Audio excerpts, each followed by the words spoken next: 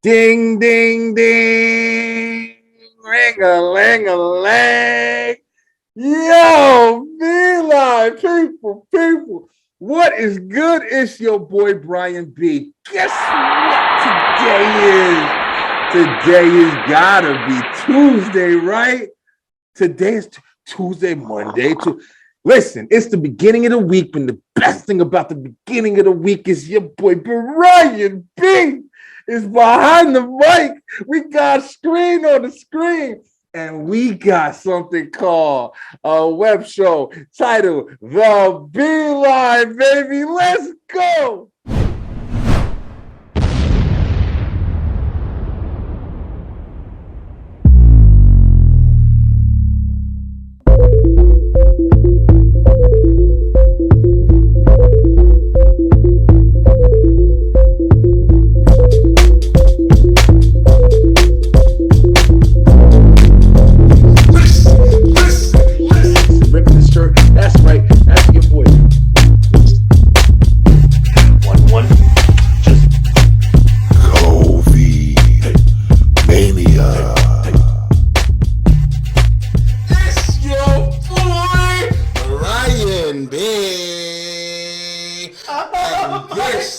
Is what you call.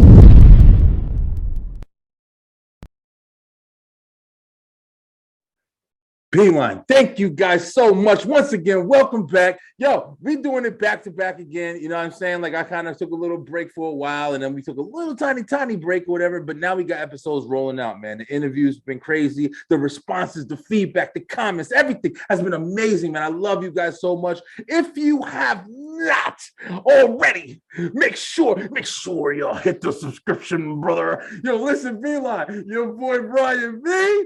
Yo, we got an interesting podcast today. I've been saying it for a while, and Mr. Marlow, I've been saying it for a while. I've wanted to get some professional wrestling topics on the Beeline, man. I'm a huge fan. Listen, hey yo, my man, yo, listen. I'm gonna start it like this. Check it out. This is what we do at the Beeline. Hey, yo, you guys know where we at the Beeline, right? We going through something right now in the world, right? We going through a little something. It's called COVID-19, right? But on the Beeline, baby, it's...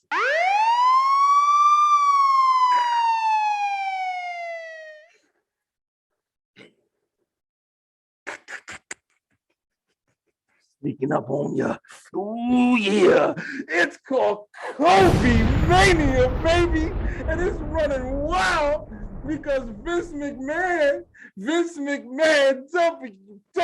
he ain't doing his job. That's right, Kobe Mania, baby. We got Kobe Mania going on. So we going to talk to somebody who's a little bit in that area, in that field, man. But first, like I was saying, y'all, I'm sidetracked. I'm wilding today. I love this shit. Like, share, subscribe, tell your friends, do everything you can to continue to help me grow in this project that I love so much. Thank you guys so much. So we got a screen on the screen, guys. We got a nice interview for you today. We got Mr. Warren Marlow on the screen. Guess what he do, y'all? He got a podcast. He do professional wrestling. Yo, we're going to talk about some stuff today, Beeline. Hey, Mr. Warren, what's going on, man? Shout yourself out. Hey, Brian. Hey, I love the energy, man. I love it. I love it. Let's get started, man. I'm ready. Yes. Oh, yeah, for sure, man. This is what it's about on the Beeline, man. We come on and we, discuss people's situations. This is a Talking with Strangers, Stranger Danger. This is the Talking with Strangers. Me and Mr. Marlow, we never met before. We don't know each other, but, we linked up doing the same similar things. Like, this podcast stuff is crazy with networking, man. It's amazing. How has it been your experience with your show and everything like that? Oh, it's been very interesting. I'll say it like this.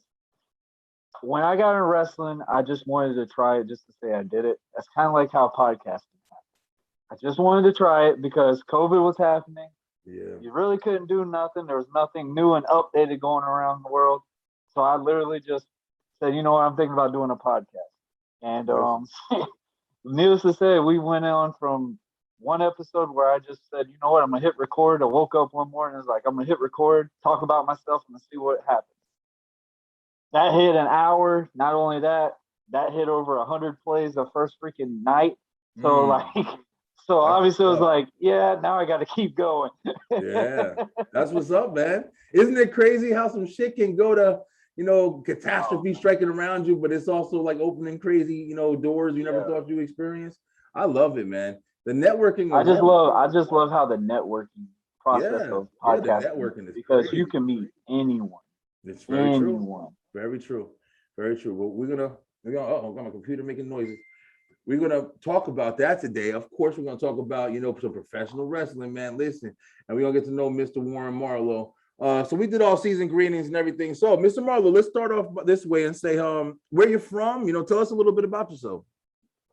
All right, I was born in New Groton, Connecticut. My family was military, so we moved a lot.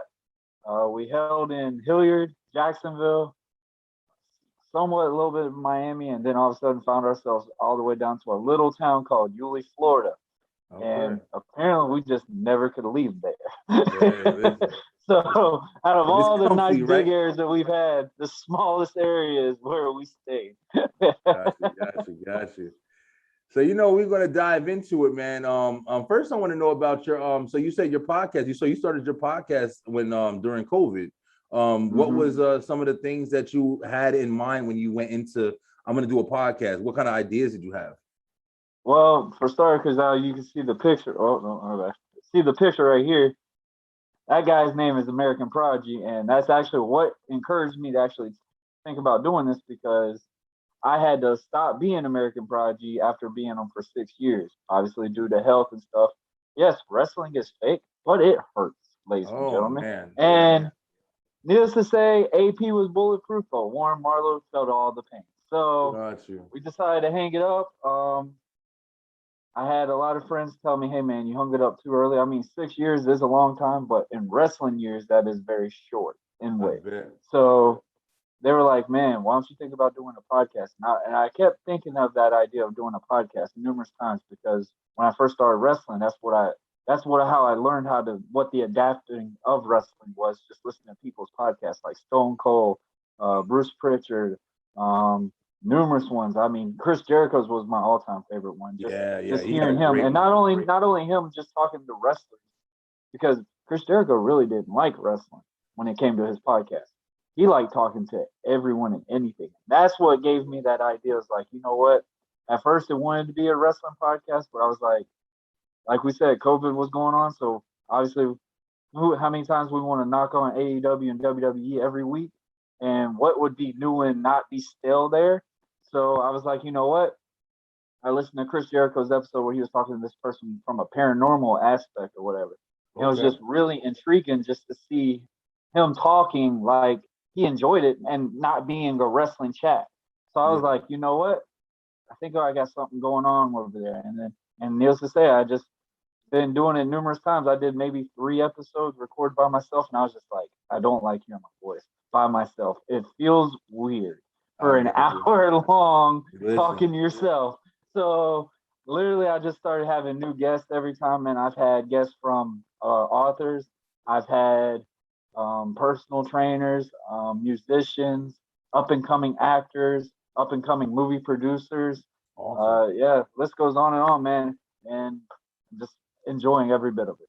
That's incredible, man. You want to know something? You definitely sound like you have a very vast career. And I didn't even know, like, you said 6 years you've been in in that industry. One thing that you was saying when you're saying like Stone Cold's podcast, I want to get into the wrestling aspect of this show and everything. But one thing that I do love, man, about being a fan of wrestling since I was a little kid, man. Hulk Hogan, Macho Man, Ultimate Warrior, like those are the guys that I grew up watching, and then they transitioned into like WWE, WCW, NWO, Attitude Era, Stone Cold, The Rock, all that. Those are the guys that I grew up when I was younger. Coming from back then, it was such a different experience because wrestling was, it's fake. That shit is like the worst thing you could have possibly said because kayfabe still existed. It was still, it's fake, but you ain't supposed to know it's fake. You know what I mean? It was still that feeling towards it. So when I got older and all these podcasts started coming around, even like Joe Rogan, he had on like, I remember I heard Diamond Dallas Pages and Jake the Snakes. And those are the first big ones where I really heard like a lot of background stories on these guys that I grew up watching. These guys that were, you know, made to be that character. Like that was Jake the Snake at ShopRite or a supermarket. You know what I mean? Like that was the first time I experienced his real life, man. Like it wasn't so much like, okay, that's the guy that's in WWF. This is the guy who's actually a person, finding out his struggles and his problems, and then the interesting behind the scenes stuff that they would come out and talk about. And I loved it so much, bro. It was so much like, you know, new experience that these guys had gave me entertainment for my whole life, but now it's like a whole new journey that they're taking me on because I'm finding out about the real person instead of just the character. And that shit was amazing, yo. And I've always fell in love with these podcasts that they do since then. And a lot of the documentaries. But so that's my, like, you know, my love for the industry, man. I've always watched it. But so how did you get into professional wrestling? Let's just start there. Biggest question. Well, I like how you said your favorite wrestlers were The Rock and them, man. That was my all-time favorite. I love time, bro.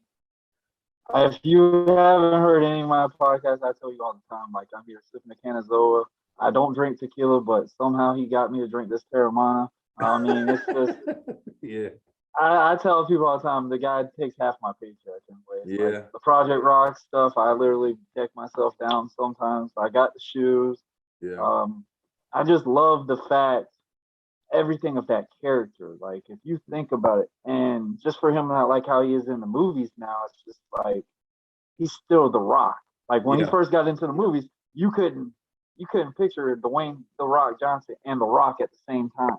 So now, I mean, it's just really cool. Like how you said, it's based off of character based, but that's like on any sport now. Like if, like say, like we want to know any backstory about Mark McGuire, Sammy Sosa, and all these guys. Yep. We're hearing all of it now. That was like all our heroes when we were younger. And I just say wrestling has always been like that superhero type aspect. Like with this character, this character right here, that's what kind of inspired that part too. Because when I first started, I never wanted to be in a mask. Never wanted to be in a mask. In reality, my idea of my character was I felt like I could have been partial something with The Rock. Obviously, I was good in basketball, so I kind of dressed kind of like John Cena. So I thought I could probably get in that type of look. And then obviously the baby face, the nice body look. So I wanted the Randy Orton character. But you find out wrestlers are big, but they are some guys that literally look a lot bigger that are not that big. But my idea from this character was, you know what? I don't want nobody to notice who I am. So obviously I decided to do this, and the challenge was very, very difficult at times. The way I got into wrestling was basically off of I started going to college. I went to play for the Florida Atlantic University for basketball. Walked on that. Needless to say, you know, any other sports story. Had a kid in the process, so kind of like basketball fell down, school fell down, just because time to be home and be a dad. Time to be home and be a dad.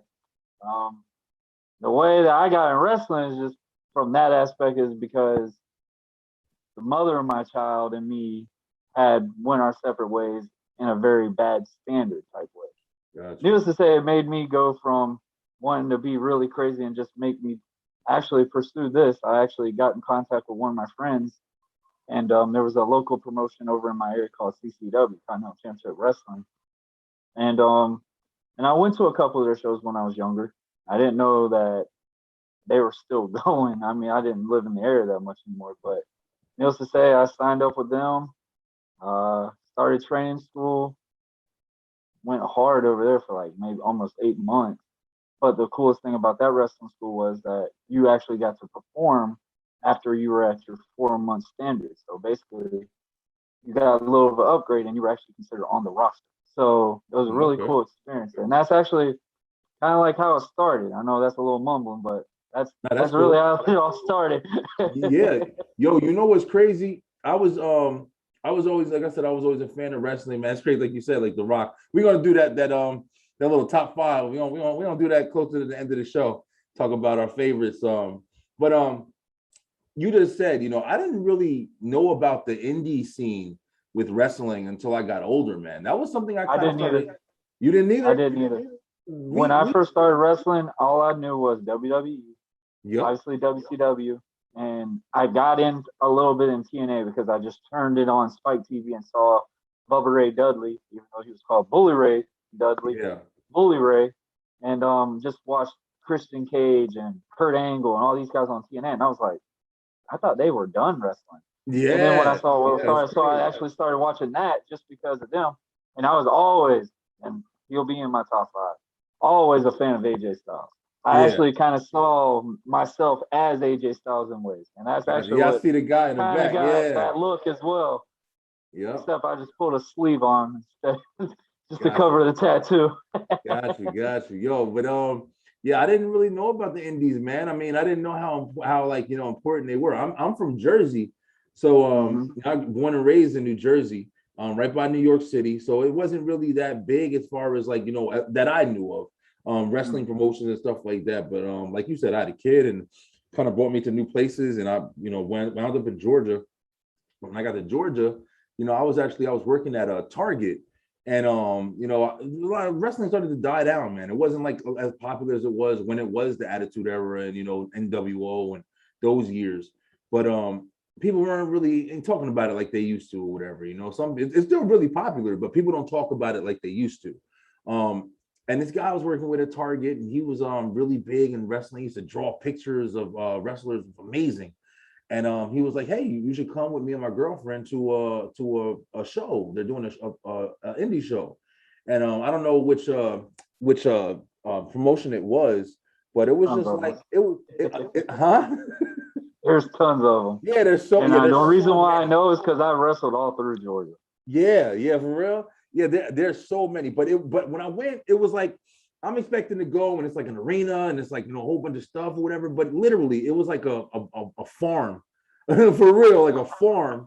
And it was just like some chairs and stuff like that. It had like a structure around it, but it was just some chairs and it was just a whole bunch of old people, bro.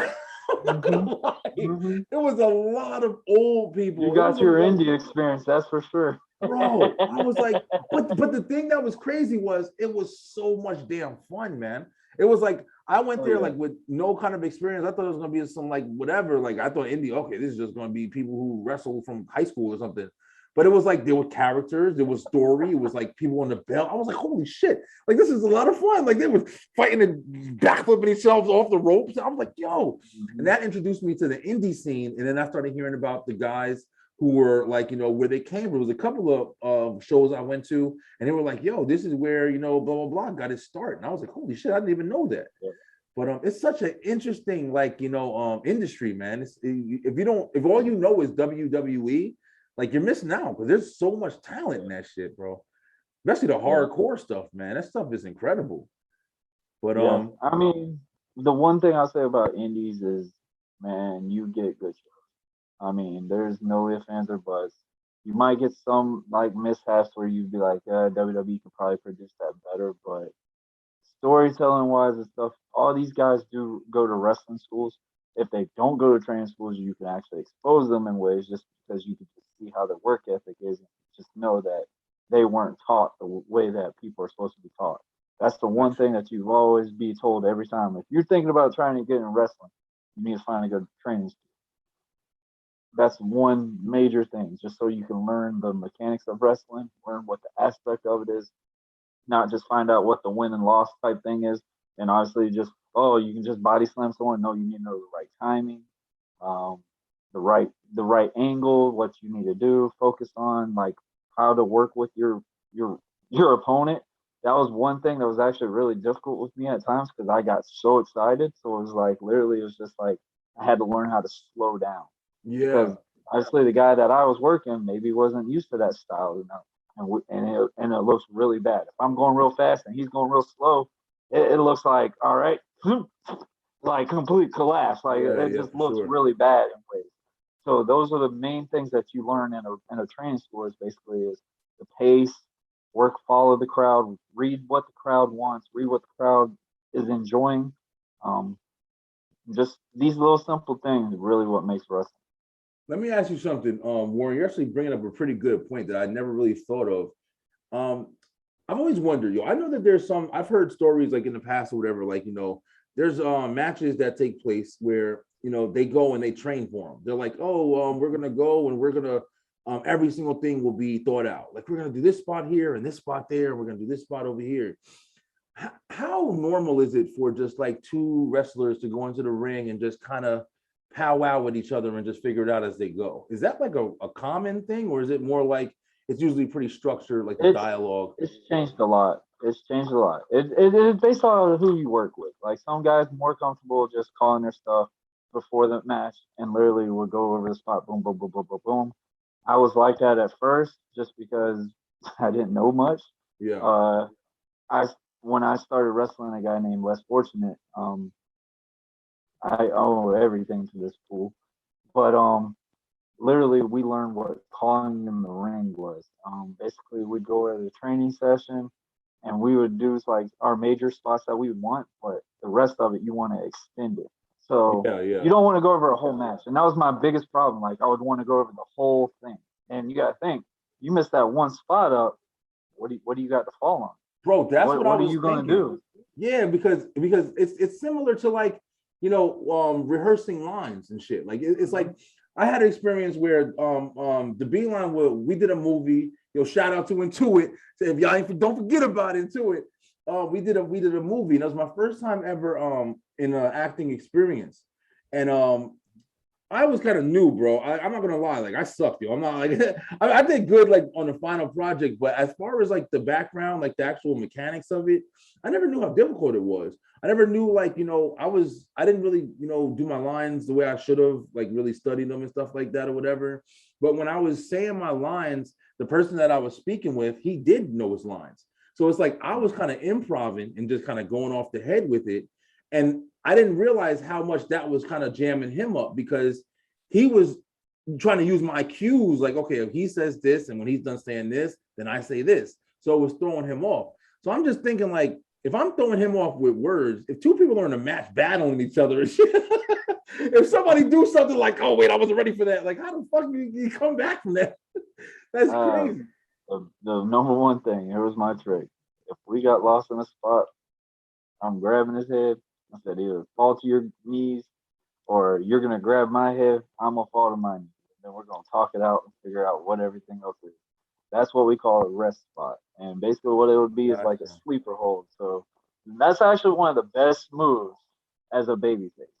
You don't see it much anymore because honestly, that's where the crowd will rise up for you. Yeah. Like, literally, you've been getting your ass whooped for the last 6 minutes. Yes. That spot right there is what rises them up. And that was one spot I loved more than anything, was just, okay, we rest up.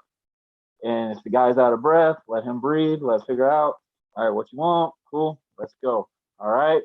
Rise up, rise up, rise up. Boom. Elbow. You just hear the crowd. Boom. Hit him again. And the crowd just starts rising up more and more. And I mean, those are the one aspects of storytelling I just literally miss. Listen, Warren, listen, you're gonna fly by this shit right here. Listen, Beeline, he's telling you, he gave a good example. I ain't never wrestled in my damn life, but I've been watching forever. Listen, this was the best thing about that spot he's talking about right now. You be in the ring, right? You got your Hulk Hogan, you got your Macho Man, Undertaker, whoever. So they get him in the sleeper hold, right? They grab him around the neck, they holding his neck, and they go. And they dropping him, and he's sitting there trying to fight back, but he can't fight back. The guy still got him on his neck, holding him down. And then he got him, and he's sitting there falling. Then what the ref got to do? The ref got to go over and say, is he alive? He's still there? He's still there? So the ref pick your arm up one. Oh, you got to do this. Done. Down. Oh, he's going. The ref will signal to the crowd. Nobody's there. Nobody's there. Pick it up again.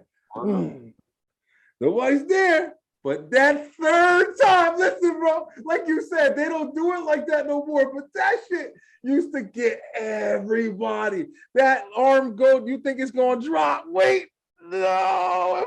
And then they get up and kick ass. Like, yo, I remember watching that so many times. You know who used to master that shit, bro? Hulk Hogan, man. Hogan was a beast with that right there. It was like, yo, like you said, man. I'm watching wrestling now, and you know, you hear a lot of the old school guys will talk about this too, about how it's like, you know, it's the flippity dippity doo-dah shit. And it's phenomenal. Like, you know, I no discredit at all, but I'm just saying it used to be so simple and so like much adrenaline action from just that. Even you start in the ring and the match of power, and he's wait, that shit used to be phenomenal, man. And it's like, you know, sometimes you miss it. John Cena and Triple H had a match at one of those, I think it was one of those like Saudi Arabia shows, and they kind of had that natural. They did the whole thing. You saw it, right? You know what I'm talking about, right? Bro, it was amazing. It was so old school, but it was so much life, man. That shit gave so much life to the crowd. Just that simple stuff, yo. But I love that. You just like woke up my inner child right there. I remember that like, shit. That was the easiest spot. Those are the easiest spots. And literally, the biggest aspect of a match is obviously a bad guy and a good guy. What we call in wrestling the face and the heel. And the biggest thing that I always learned in wrestling was when I first started, I was like, so I'm basically going to get beat down and probably see, and the crowd's just going to like feel, and hopefully they'll be like, you know what? I feel bad for this guy. I really hope he just knocks this guy that's been kicking his butt for the last 6 minutes. So, like, literally, that's just the way I kept seeing it. So I was like, I always said I was the wrestling Rocky Balboa. I literally kept my behind whoa. And I could take a beating, but at the end, obviously, just like Hulk Hogan did, take the end, 1, 2, 3. You always usually got the finish. Like, usually that's how it always went, and the crowd would blow up just like you've been beating them up the whole match. Yeah, like you'd be like, oh, you ain't gonna mess with that man. You ain't gonna mess with that end spot, man. It's just that Daniel Bryan, like you were saying before, it's like sometimes it's the big dudes, sometimes it's the smaller dudes. A lot of times now, you know, it's the smaller guys, man. The Seth Rollins, the Daniel Bryans, you know, AJ Styles, even he's not the biggest dude, but I'm like those guys. There's so much like pop with them, like when they do their spots and they getting them, people are throwing them around the whole match. But when they get going, Daniel Bryan, I mean, probably of this generation or this like time period, probably one of my favorites of all time, bro. Daniel Bryan is phenomenal. But it's just like the adrenaline he gets from a match, like him start shaking his head and doing the flying knees and buckle to buckle. Oh my, bro, it's phenomenal. It's so much action, like, you know, I don't care if it's fake or not, like it's fun, man. It's just so much fun. But we gotta hold that F word for a little bit. Fake is, I mean, this is my thing. If it's fake, you won't get hurt. Yeah. That's my thing. If it's fake, you won't get hurt. You just described it. Daniel Bryan doesn't hit softly. And they've literally said that. Daniel has literally said that he hits like he's fighting somebody. He doesn't obviously try to kill them, but he hits them to show the effect. And that's one thing I think the crowd loved about Daniel Bryan was real. And you could relate to Daniel. You really could relate to Daniel Bryan. Like he wasn't the biggest guy. He wasn't the Hulk Hogan. He wasn't the Rock. He wasn't the John Cena. And I think that's what made his match so good with John Cena when they first had their run, was Daniel was bringing out a different aspect in wrestling. And I think the first person to introduce the small guys to really prove that they can step up is Chris Jericho. I would really put him in that category for sure, because Chris Jericho was a middleweight guy. Yeah. They told him he would not mount to anything. WCW got rid of him after having the best feud, even not touching Goldberg, had the best feud going into WCW for the longest time. Yeah. And then for him to go straight into the WWF, aka now WWE, where he literally just moved up the ranks every single time. Went from the hardcore title to Intercontinental title. I mean, how many people could say they actually had a great match with China? As a male aspect, have a match with China and the fans still feed into it like it was like wrestling. That was a good match that's too. What the art of storytelling. Yeah, it was a very good match. Yeah, it was a really good match. I actually just watched it recently. Yeah, it was just like, it's just amazing just to see the changes that Jericho has done every single time, and elevated his character more, just to make sure himself is never stale. That's one thing I'll say. Best thing about Chris Jericho. Honestly, I put him in that GOAT talk just because there's never been a stale moment with Y2J. Never. Chris Jericho, or whatever we want to call him now. I remember Jericho being a cruiserweight champion, bro. Jericho started out cruiserweight champion, you know, on WCW. That's when I like got introduced to him. Because I remember him on WCW fighting like Ultimo Dragon, and when he used to do the old school, which I wish that he'd go back, because now he just does the damn Boston Crab. But remember the Lion Tamer wasn't the Boston Crab, bro. He had you up, he pulled your leg up, and he kneeled his knee on the top of your back, pushing your neck down. That was like I remember we're not supposed to, don't try this at home, kids, but we used to do that shit to everybody. I'm pretty sure the reason why he stopped doing this, bro, he either didn't know how to do it safely, or it was starting to affect his back. Yeah. I'm telling you right now, we say a lot of moves. Like, I remember when I first started wrestling, I realized that submissions all hurt. It ain't, I mean, the ankle lock, I mean, obviously you can put it in a nice little easy grip. It might feel a little tug, but it doesn't hurt too much. But there is no way you can fake a sharpshooter, a crossface. Those things hurt. Figure four, listen, they hurt, bro. I know that shit. There was one spot in my match, I was not supposed to tap out at all, but this sucker was hurting so bad. And I told him, I was like, we got to get out of this spot. I can't hold it much more. He was like, but you got to fight it. I said, you literally have my arms pinned to my neck. How am I supposed to get out of this? So he's like, so you're going home? I said, yep. So I started tapping away. That was it. And I'm funny is I was the one that called him to do the spot. And I've never had it done, but I was sitting there thinking, I'm like, oh, it's not a big deal. Okay, you just got to grab my face, whatever. No, that sucker hurt. It's crazy, man. It's so crazy that those guys, you know, and just for, you know, just putting it on record, man, so much respect to those guys. I mean, it's such a big part of my life, my childhood. You know, me and my cousins, like, you know, still to this day, I was just talking to my father earlier about, he called me up because he wanted to know something happened. He fell asleep on the end of Raw, and he knows I know it. If I'm not watching it, I'm watching YouTube videos about, you know, what culture wrestling. Simon Miller, I love Simon Miller, ups and downs. I love that guy, man. But I love it, man. Such respect for those guys for doing that. Like you said, bro. Like the hard hitters, the guys who ain't going to hit you soft. You know what I'm saying? Like you see Daniel Bryan when he's sitting there, when he does that thing, when he pulls your arms and stomps on your damn face. There's no way to fake that shit. Like I cringe, and like I've had my fair share of kicks and all that. I cringe sometimes watching him do that because I'm just like, where is he really hitting, bro? Like it's literally just like doom. I'm just sitting there like, I'm like, how many of that guy just counted? Like, look, Dan, I'm about to be pissed off. You better go. getting concussions and shit. Yo, you know who else does that crazy? I'm not like a huge fan. I know a little bit about him, but you know, Pete Dunne, the dude who held that you know, the UK title for a while. Man, I saw him do that shit to somebody, and he like crushed their head, man. Brutal, bro. Some of those guys, like you said, bro. And that's a different style of wrestling. Like how that's like how we said, like, wrestling is so expanded. Like there's so much of wrestling now. I'm telling you right now, COVID was the best thing for wrestling because wrestling brought more viewership to them, regardless if it was good or bad. Wrestling has grown in general now. Like we all reminisce about the Attitude Era, but I knock it a lot on my podcast, so I know everybody likes to pick on me on it. But AEW has really changed the game. Incredible. AEW has literally made it to where guys like me have a chance to get on the big screen.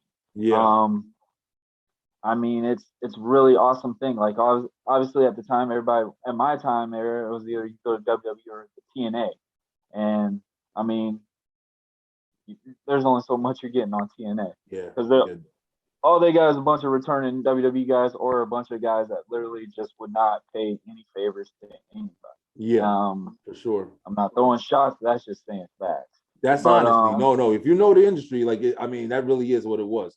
Even they said TNA was not. Vince McMahon just said this shit or whatever. WCW, no, not WCW. That was when it was like the heyday. TNA was not big competition to WWE, man. TNA was They had good. a spot. They had a chance. Yeah, they did. They did the one problem that WCW failed on. They booked too many talent. They started taking way more buildings. They took way more venues thinking, hey, we're going to blow this out. Okay, let's sign Hogan. Let's sign Paul, Nash. Yeah. Let's sign all the guys from WCW back over to TNA. And basically, it alienated the fact that you had these guys like AJ Styles, Samoa Joe, Christopher Overcomers, Chris Sabin, all these guys that literally were your main OGs of TNA that built this product basically up from the ground. So basically, okay, wow. Yeah. Like literally. I mean, AJ Styles grew out of it, Samoa Joe and them, but other than that, it's just they put themselves into the ground big time. Because I still say one of the best storylines that they ever had was that Aces and Eights story. I really loved it. I just felt like the ending was way too extended. It was way too extended. It was just at that part, it's just like it's getting too stale. They were going too much on it. They were thinking they could keep going with it. And I remember there was a episode on a podcast from Bully Ray where he flat out said it was just not good. So it was just like, oh man, because that was actually a really intriguing story to me, honestly. It was. The guy had the mask on and everything like that. You didn't know who the leader was and everything. I was intrigued by it, and I didn't really watch TNA too much, but I knew about those stories. Even when I think it was Ric Flair when he had that group of the guys and they had the suits on. I don't even remember who they were. Up in this conversation, I could talk about this shit all day. Hey, I'm all for it, bro. Like literally, my episode tomorrow has got to be talking about All Out. So. Oh yeah. Yeah, I mean the only thing that intrigued me on that was the CM Punk thing, obviously. Yeah, it was still a really good pay-per-view though. I mean, it did really well. I didn't see it. I saw the highlights of it and everything like that or whatever. It was a good pay-per-view. You know, of course, Adam Cole and Daniel Bryan coming at the end was like the main. That saved them. Yeah, that was like the main. That saved it. I mean, he wasn't feeling it. I was sitting there questioning. I was like, what are they gonna do with CM Punk? Like, why didn't they not let him just interfere in a match, show up in Chicago? Yeah, that pop would have been way more electric than what they got out of it. It was a great pop. I don't want no one to sit here and bash me and say anything. I was on somebody's podcast, the 11:30 podcast. Shout out to my boy Dre. I follow him too. We were talking about the pop with CM Punk. We were talking about it. I said they should have let it happen without saying anything. When they did that, they were begging for all the viewership. They were begging for all that. And that's the same thing that Vince did yesterday. And it kind of pissed me off. Yep, with Big E. Same if shit. You just literally would have let the shit happen, bro. Yes. Your pop, Big E's pop would have been bigger than any pop that's been listen, bro. It's like you're reading my fucking mind. I said the same thing, yo. I was super happy for Big E. I was extremely happy. The biggest pop that I heard from that Money in the Bank cash-in shit, if you remember, was that Dolph Ziggler cashing in on. It's a heel. Bro, as a heel. Everybody, it was the shock, it was the awe, it was everything about it. It was just the fact that he never had a title before. It was everything about it. And the pop from that shit, just imagine if Lashley would have fought Orton last on Monday, but it sat there and then Big E's music would have hit without even knowing he was coming to Raw. That shit would have been, they would have blew the roof off. And then everybody would have talked about it. They would have put more eyes on Raw the next week. But yeah, like you said, they're doing that announcement shit with everything. It's like there's no, like you said, bro, one of the biggest things about wrestling that used to happen. It was surprises. They don't let shit happen anymore. Bro. And that's one thing about Edge. One thing great about Edge, bro, nobody knew about Edge coming back. Nope. When I tell you, there's a lot of things that wrestling has made me where I don't really have feeling in ways. Obviously, I'm now getting more adapted back into being that normal human type scenario. Gotcha. But when Edge came out at the Royal Rumble the first time, I had tears come down my eyes. Bro. Because I remember when Edge had to retire. I was at the building when Edge had to retire. Oh, damn. So I didn't know how to feel that because I was like, if Edge was retiring, why did he win the match? Why did he have the title? And where he had to relinquish the title and when he was crying. And then he actually showed up on SmackDown to redo his entrance because by far Edge has got one of the best entrances out there. That song solidified He's always had great songs by Rob Zombie and all those guys, bro. Never man, they just let stuff happen, man. That's the problem with wrestling. And sadly, I go on these wrestling groups and stuff on Facebook, and it just amazes me how oblivious people are when it comes to the aspect of wrestling. They put so much weird propagandas in this sport. Like, that's what wrestling is. It's a sport, and you have the right to show your opinion. You have the right to express how you feel. But the shit that gets on my nerves is when we go, oh, Vince is burying him. How? How's Vince burying this guy? Oh, because he lost. You losing a match is not you being buried. Yeah. That's one thing people have got to realize. Yeah. When that match with Bianca Belair and Becky Lynch happened, as bad as it was, that wasn't too that good. Still was the pop of the night.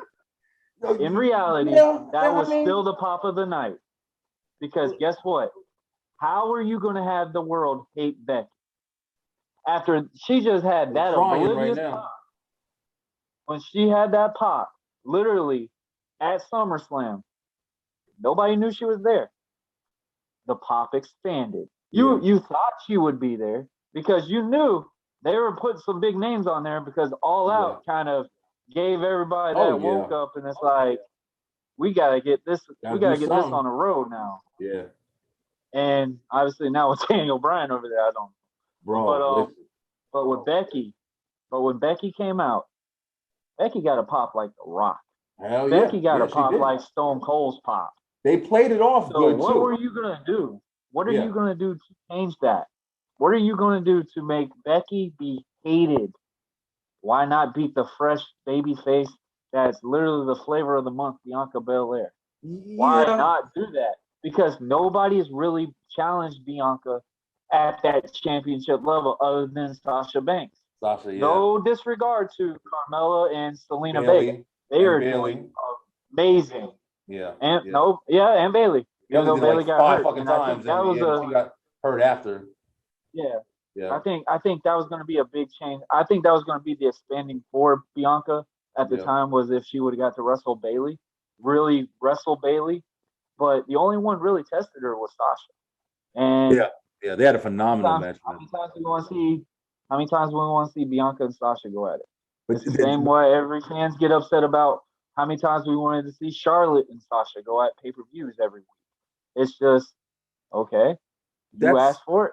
We're bringing Becky back. That's the same. Now, we're going to piss you off at the same time. They said she requested that too. They said she requested to come back as a heel. She requested to come back and do heel work. But one of the things, like you said, with the Becky Lynch situation, we ain't even on the fucking podcast right now. But one of the things about the Becky Lynch situation, man, Becky came back and WWE they played it perfectly. You knew Sasha couldn't wrestle. They knew, everybody knew that. People who follow this shit knew that Sasha wasn't wrestling because they were talking about it everywhere. They're speculating at least. So when they brought Carmella out there, you knew it wasn't going to be fucking Carmella. Like, you know what I'm saying? But I kind of thought they would have a match, and I thought it was going to be like what we saw with Bianca and Becky was a squash. Yeah. And then obviously a real match go on. Yeah. But I love how they did it. I mean, I wish they'd done it in a different way. Yeah, I didn't like that 5 seconds. It's Vince, man. It is Vince McMahon. Yeah, honestly. Vince fucking up. And Vince has said this on Stone Cold's podcast. He said it on everything that he's been on. He has literally told you, if you're going to say something, that means it's over. That means it's what he terminology says, good shit. Like, that's literally what he says. If you're talking about it might not be, but still, that positive and negative. What have we learned being on a podcast? Have we learned that we get the one play add-on listening to the whole episode, or is it just when you hit the play button? Hit the play button, yeah. But that's what I'm saying. But here's the thing, nobody is sitting there telling you ratings. Oh, this is good or bad ratings, because guess what? YouTube, Raw, SmackDown, all these 1.9 million viewers every single week. It's not going to be like, oh, 1.9 half this and Vince screw you moment on this. Like, it's just all in one. So in a way, you're making him money. But here's the thing about that. here's the thing about that logic, though, bro. And I think this is what AEW is exposing with WWE, man. We just talked about how the indie scene and everything like that have, like, you know, people aren't really too familiar with it. They weren't, at least before. Now you have the internet and just spreading it more. And, you know, the knowledge of people coming on to these big promotions, and people are known from the indie scenes now, so it's spreading that more as well. But when you consistently continue to do something, WWE was dominating the brand, bro, forever. Especially after WCW was gone. TNA was there, but it wasn't really doing competition. But now that there's competition and there's giving people another something to see, something else to see, Raw's ratings are dropping astronomically. Raw just lost. That fucking Raw that just happened with Big E winning the title, something that should have been an amazing, you know, spike in ratings just from that alone. People turning over, Big E won? Oh shit, Big E. You know what I'm saying? Like you said, that shock and awe of everybody going, yo, Big E just fucking won the title. It would have made so much of a difference. But because of the way they do business now, it's drawing attention away from them, and people are looking for other alternatives because they're there now. And I think that's why it's like, you know, everybody, you're definitely right about, you're going to watch it. You're going to watch it because it's fucking Raw, man. It's like Fast and Furious, man. You watch it from the beginning. Yeah. It's like watching the Fast and the Furious saga, man. As crappy as that last movie was. Terrible. It hurt me. It hurt me. I'm sorry, you lost me when they were going out in space. Bro, spoiler. Listen. It's just, you've been starting from watching it from start. You might as well just finish it out. Exactly. Like literally, that's how I've seen it. The Walking Dead last season right now. Too. They brought me back when The Rock came back, but other than that, that's what WWE is, man. Yeah. WWE is the brand that basically brought wrestling on TV platforms. Yep, it did. WWE is the brand that basically say, you know what? You don't have to just wrestle in bingo halls for $30. Yes. I'm going to pay you to wrestle at the Garden. I'm going to pay you to wrestle at the AT&T Center. Like, I'm going to pay you to do this. We're going to take these territories and split them up. Like, this is it. We're not doing the territory anymore. I'm buying them all out. That's how it's supposed to be. Yeah. And that's why when we were younger, we didn't know any of this stuff. Yeah. Obviously, exactly right. Unless if you go to a ballpark and stuff and they say pro wrestling, I'm thinking WWE is showing up in the Yulee ballpark. Exactly. So like, those things is like what brings the visuals back to you. And you hit the hammer on the nail on this one is when you talk about AEW when they exposing stuff. AEW, in my opinion, bro, they're literally just remaking what the Attitude Era was. And putting a little bit of that WCW Nitro feel into it. And then there it is. Yeah, I totally agree with you. I totally agree with you there. But they're doing it. They're doing it intelligently, man. They're doing it until they're doing something new. It's something new. It's something new with a little bit of nostalgia, though. It's something new that's like sprinkled in with old memories. So it's going to revert you back into some similarity from things that you did know, plus, like you said, Attitude Era, that feel, that aggression, that ruthlessness, that hard fighting. You know what I'm saying? Storylines to me. They're not touching Attitude Era storylines, which you have like some amazingly great ones, and then you have some like kind of good ones, kind of like crazy ones. But AEW storylines, for the most part, for me so far, haven't been crazy fucking astronomical. But the matches and the talent have been great. To me, that's how I feel. That's one I give AEW. The special matches, the little special matches they got. Yeah, cut that off. Like that sparkle. They ruined that John Moxley match. Yeah, I know. In reality, Vince would have made that look more believable. Yeah. And not hurt somebody. Oh yeah, he would have. Vince would have like literally. Vince would have made that pyro go up like how Kane's goes. Oh yeah. Come on, man. Y'all had like sparklers going up. It had Eddie Kingston covered over Moxley and little fireworks going away. Yeah. Like they could even cutscened and put a damn video in there or something, like anything. Beeline, check it out. Yo, listen, we over here, you're going to notice this episode. This is one of them episodes that you're going to see a whole bunch of cuts and a whole bunch of stuff. Because me and Warren here, yo, we talking about it, bro. We two fans of this business right here. Y'all know I've been COVID mania, baby. I've been talking about WWE wrestling forever, man. So I'm very excited for this podcast. But he's dropping amazing information. You're going to see a lot of it. I hope y'all enjoying it. But all right, Mr. Warren, let's get back on task here. I definitely wanted to talk about some of your experiences that you've had, you know, in this professional wrestling industry, like people that you've met, people that you've wrestled that are maybe have, you know, become like a bigger name or anything at this point. So go ahead, man, drop some knowledge.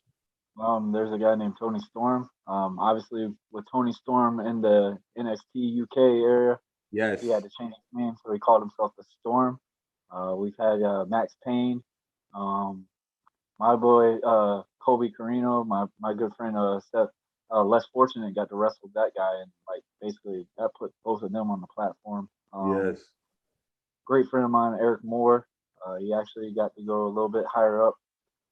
Obviously not all the way, but I mean, just guys that had chances and stuff like that. I mean, not all big names, obviously not the Rock, Stone Colds and stuff like this, but they're like that to me. Like those are the guys like I would say to me, is because man, when you learn about wrestling, man, it's just you learn a whole lifestyle outside of the reality in ways, because people live that life. I met the Rock and Roll Express, and yes, you get to meet those guys. Oh man, yeah, they are. Yo, their story Also, is an crazy. Austin Theory. I've actually been on a show with Austin Theory as well. Oh, really? Is he still in NXT? Oh yeah. Okay, cool. Actually, he's doing dark matches for WWE now. Gotcha. Obviously, he's gonna be going to the main roster. Okay, cool. So yeah, because I know they just revamped. He's a big fan of wrestling. I mean, I remember when I met him, his favorite was John Cena, and I remember when he got to call up to WrestleMania, bro. The very first WrestleMania that he's getting called up, he's doing a picture on his Instagram right next to John Cena. Really? So, like, literally tell me if you did not make it. Like, even if that was the first ever, that's going to be the most memorable WrestleMania. The no fans in the stands WrestleMania. You were in the WrestleMania. You were wrestling Street Profits. And y'all basically headlined it in ways. Like, all those matches were headlined. Yeah. And it was just like a newer way of trying to explore how to keep this sport going with no fans. Gotcha. And I feel like that's what. That shit was crazy. It started an era for sports, because honestly, I think if wrestling didn't do what they did, we wouldn't have had the MLB, the NBA, all this stuff. Honestly, I think the NBA started out a little bit first with the bubble. Yeah. But other than that, I think wrestling really proved that, hey, we can still keep going. Fans don't have to be in the stands. They're going to watch it on TV. It would actually bring the viewership up more, even though it's going to be a different visual. Yeah. We're going to have people watching because it's new.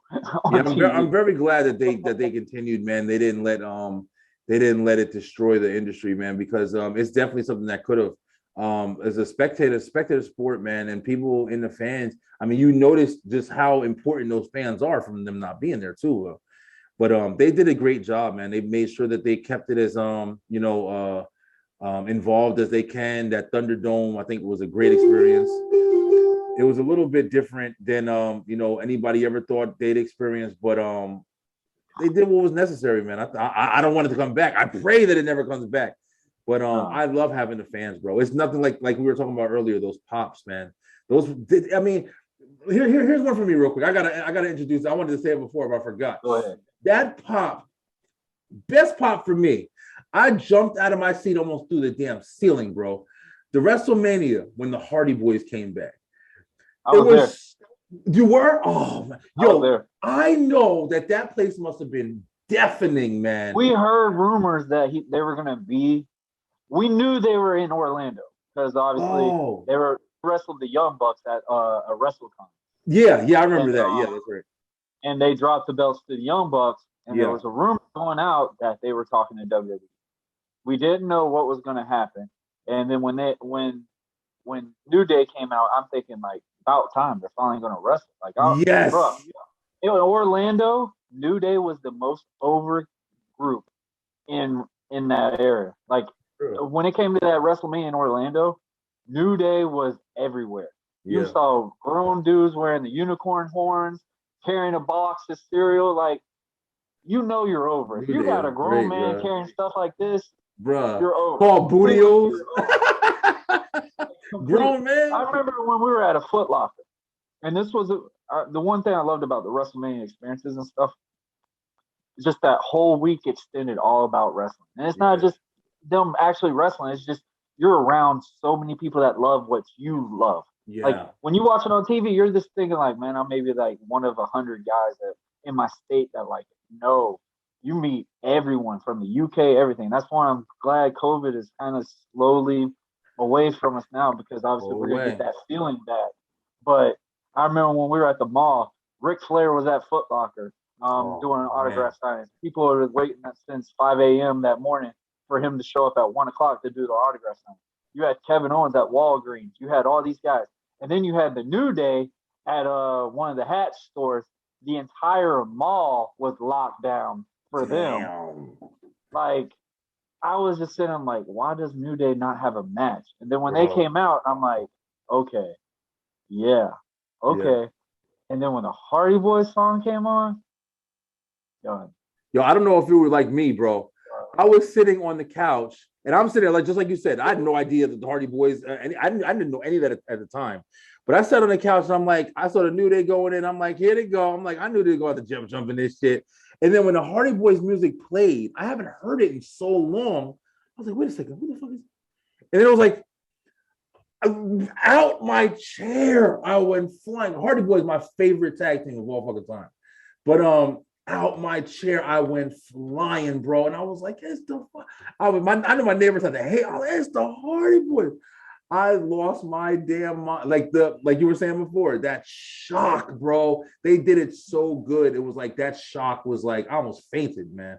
I was like, holy shit. And it was like the thing when you think about it, it's like oh, they just came back. Like, yo, but this is one of the greatest tag teams of all time, man. The Hardy Boys were, you know, they changed the game, bro. As in a lot of ways. The Hardy Boys, the Dudley Boys, Edge and Christian, they changed the fucking game in a lot of ways, man. Oh yeah, most definitely. I mean, unbelievable. And the Dudley Boys. Yeah, the Dudley Boys, Edge and Christian. Yeah, they changed the game in a lot of ways, man. Listen, Beeline, listen. You guys already know. When it comes to me, the show's gonna be crazy. We talk a lot. We got a lot of discussions, and there's a lot of cuts in this video right here. But me and Mr. Marlow here, we've been talking a lot, and even off air, we've been talking like 3 hours. So we on a whole nother day. Yo, rewind. Let's bring it back. Hey, Mr. Marlow, what's going on, man? Hey, I know that they're gonna be watching this, and it's gonna be like a complete, straightforward show. But then we're in different clothes a little bit. Like I was gonna say, they're gonna be like, man, this man almost halfway shirtless over here. Change his outfit and shit. But yeah, we kind of like we're having a little bit of technical difficulties, but we're having really good conversation. So we brought Mr. Marlow back today, and it'll be the same episode for you guys. But we're gonna get to finish the interview here and talk about like some different things that he's doing. We're gonna jump right into it for you guys. Hope you guys are enjoying it. Don't forget to like, share, subscribe, all that. But all right, Warren. So we left off. We were talking about like the Hardy Boys and their ladder match, and that amazing ladder match they had at those WrestleManias, and how that opened up the doors for like the tag team wrestling industry. Which I was always a huge fan of. I always loved tag team matches. But that extremeness that the Hardys brought, and Edge and Christian and the Dudley Boys with the weapons and the tables and all that shit, it just brought a whole nother feel to that part of it. But I wanted to ask you, are you still wrestling? Let's start there and see when we go there. So you have stopped. I think you said it earlier. Nah, I haven't. I actually haven't wrestled an actual match in 3 years. 3 years. Okay, so not that long. You're still fresh out. I was in a battle royal, but I really don't count that as a match. Got you. Oh, you stepped in the ring. I got you. What you mean though? You ain't been in pinning somebody's shoulders down or whatever. But so what actually made you stop? Well, you know how like we say wrestling's fake and all that. Well, it takes timing on your body, and when I say timing on your body, even though in my mind for sure I know I never landed on my head, like for me to even think that I messed my neck up or anyway or anything. Well, I had a training session where we were going over just moves and stuff, whatever. I was basically working a new guy, and just training with him for a little bit, just to try to give him some ropes and stuff. Well, we went and kind of did one spot. It was just, I felt when I landed, my neck just like locked up. Like it just locked up. So I was like, this ain't normal. Like, yeah. And then I got home and I was like, it's stiff. Like I'm still like this. I can't go like this. I can't turn my neck like this. Like it's just like this. That's And terrifying, man. Your neck is it something wasn't it that wasn't super bad. It was just like it freaked me out because I've had experiences with my mom. My mom, when she was 16 years old, she was in a bad car accident, and oh, she's okay. got really bad neck issues. Like Yeah. I've been basically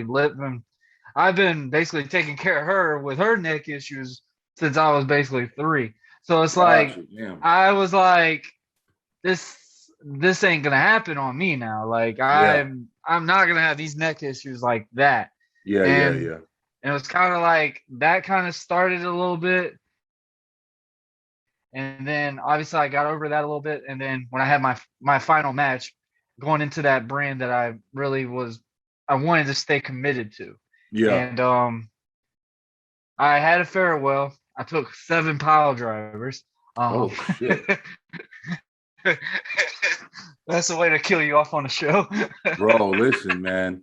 And you already talk about neck issues, man. Like, yeah, that's the reason why, like, for people who don't know who want to see this, the pile driver is a move where you stick somebody's head in between your legs. That's the only move I never would take. That's the only move I kind of like told them I would never take. But the guy that did it, it's very safe.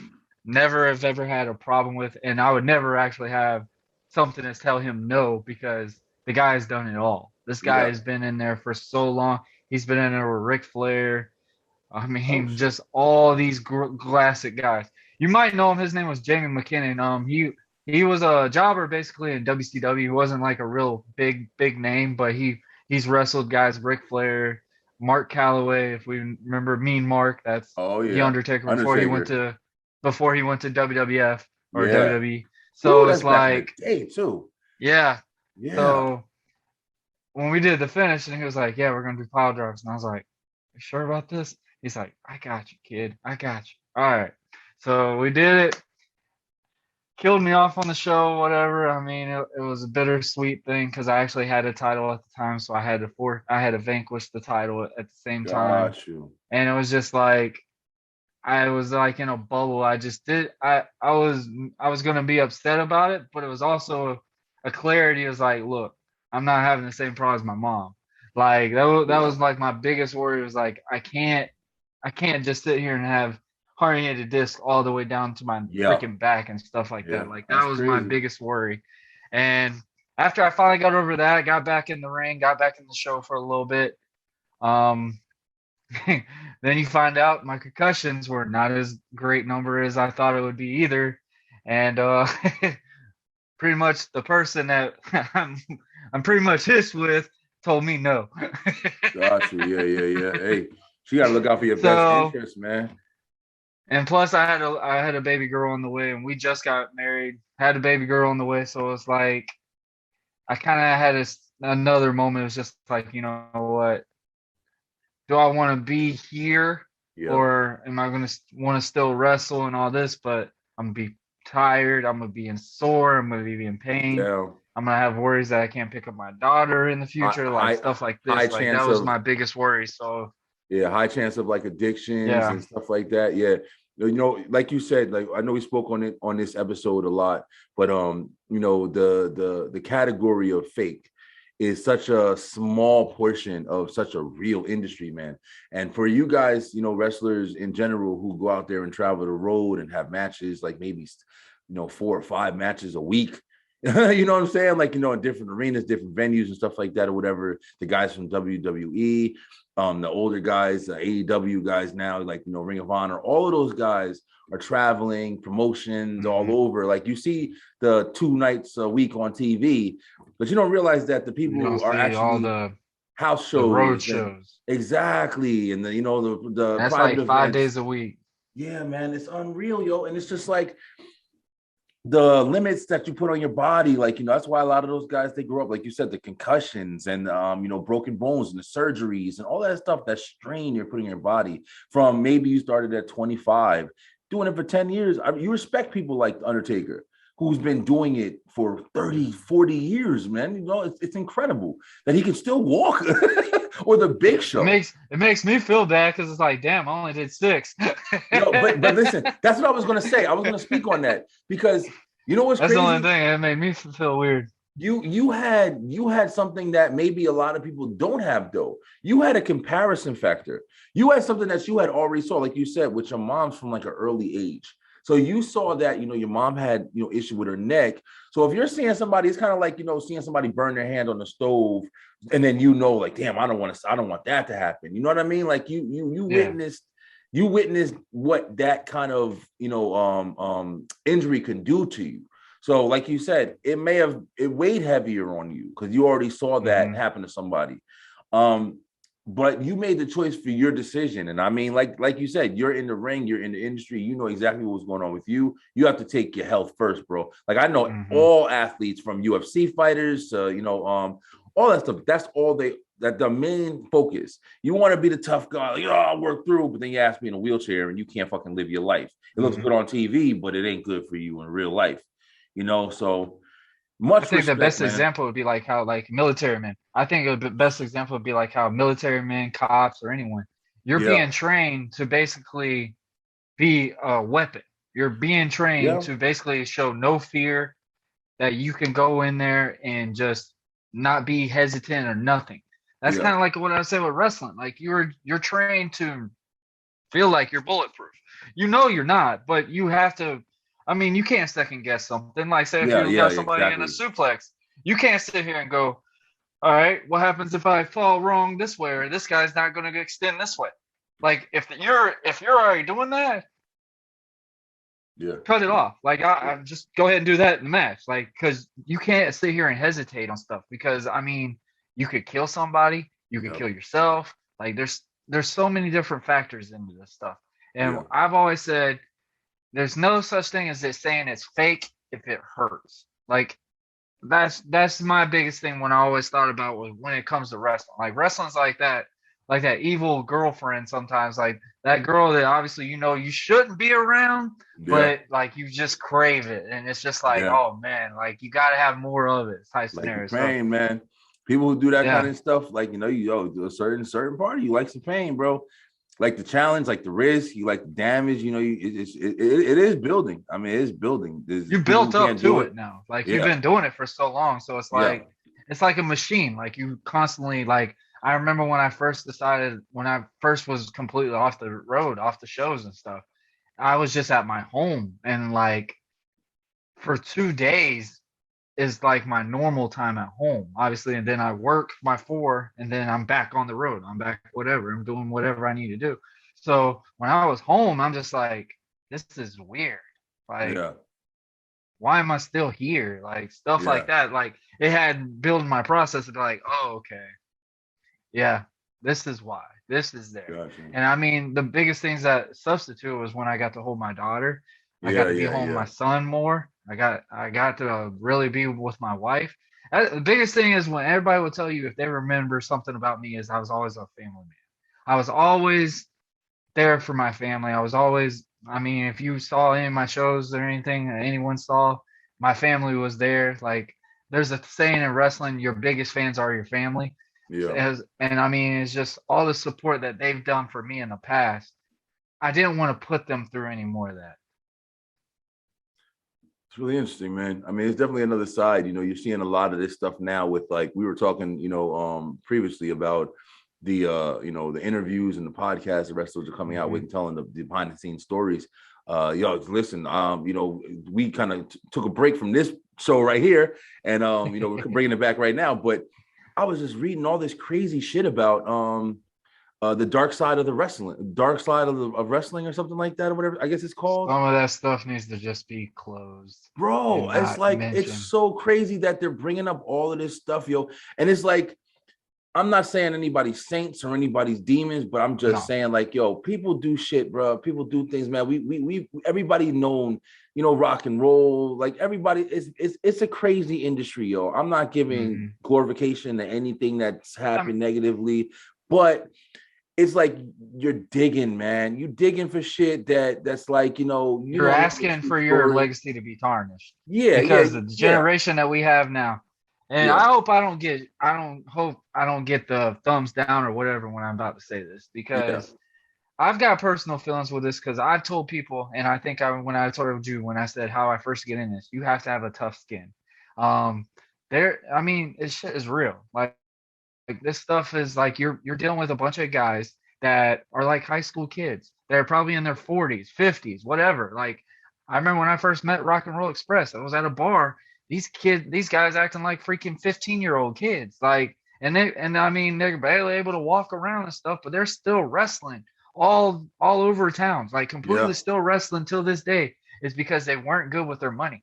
And obviously Ricky Morton's now obviously with the WWE and stuff, so he's kind of cleaned up a little bit. But other than that, I mean, Robert Gibson, he's got a wrestling school out here in Georgia, but still, like, he's still wrestling these towns and stuff just because he didn't properly manage his money and just stuff like that, because they never could get out of the gimmick. They never could just be Robert Gibson or Ricky Morton. They had to be 24/7 Rock and Roll Express. And I think, and the biggest thing that drives me nuts with these Dark Side of the Ring things, which they're great episodes, great shows. My thing is, you need to make sure you got all the facts. Make sure you have all the stories right, because honestly, right now, with that Ric Flair incident, yes, it is terribly wrong. But couldn't there be a coincidence that that's not true? Yes, because if that's true, fact, if that's true, wouldn't there have been more guys that are actually have come out and said something that saw that stuff on the plane? I mean, come on. There were so many people on that plane. Just all of a sudden, Ric Flair is all in the back and on the wrong spot. Like, come on now. Here's a great example. Deshaun Watson with the massage thing and stuff. It happens everywhere. But we're sitting here acting like, oh my gosh, this chain, like, oh my Lord. It's going to be looked at crazier now. I never would have thought this. Yeah, I would have never thought this. How many actors and actresses do dumb shit every single week of the day? It's true, man. It's not like you're saying. It's just a different generation right now. Yeah, it is. We're at the generation now that's like right now, if I said collar, that might offend somebody. Elbow. Yeah. But you want to know something? Elbow ain't the right way. Like this is a good this topic, type of stuff right now. It's ridiculous. Yeah, this is a good topic for like understanding, because you want to be careful, like you're saying. This is a time where you have to be careful in what you say and your actions and shit like that or whatever, because you don't want anybody to think you're picking a side. No matter what, everybody's trying to pick a side in a fucking situation, and that's the problem. Nobody's thinking logically or rationally and trying to put things together and saying like, hey, this was a long time ago. A lot of people had this kind of mentality at this time. Let's not bring that time period to this time period and make comparisons. Instead of saying, let's learn from what they did wrong and fucking build up. Yeah, they were wrong in the time period that they did the bad shit they did. So we're not going to do this anymore. They're here now. They're learning that was bad. I shouldn't have did that shit or whatever. It's in the past. I'm not doing it no more. Let's fucking forget about the wrong. And to a degree, because I'm saying, if you murder somebody, I totally. Yeah, I'm not. Bill I'm not Cosby dropping nothing shit like that. Yeah, you know what I'm saying? I've seen some of this stuff personally in person and stuff like. I mean, I'm not going to put anybody under the bus, but I've seen some of this stuff in person and stuff like, it's there. And that's the problem, man. You got these characters. They believe they are superstars. They don't believe that they're like Jake the Snake. Great example. Jake the Snake never thought of himself outside of being the Snake Roberts. Like he never saw himself as the original guy. Macho Man. Macho Man has never thought of himself as Randy Popo. Like literally, like Terry Ultimate Warrior never changed saw his himself fucking name. as just other than Hulk Hogan. Like it's Ultimate just Warrior these changed things. his name. Yeah, it's crazy, bro. It's crazy. Exactly. It's just like these little things. Like, I mean, it's bad, yes. And my honest opinion with the Dark Side of the Ring thing, I haven't really watched all of those before just because I knew what was gonna happen. Yeah, you know what's gonna happen.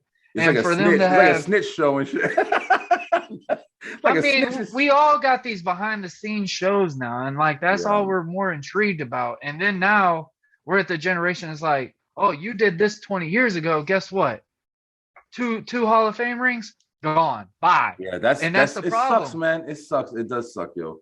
It does suck because it is killing. Like, I mean, it's kind of like a waste. I mean, Ric Flair has his own damn hip hop song. Is that going to be taken away in the next week or so? Like,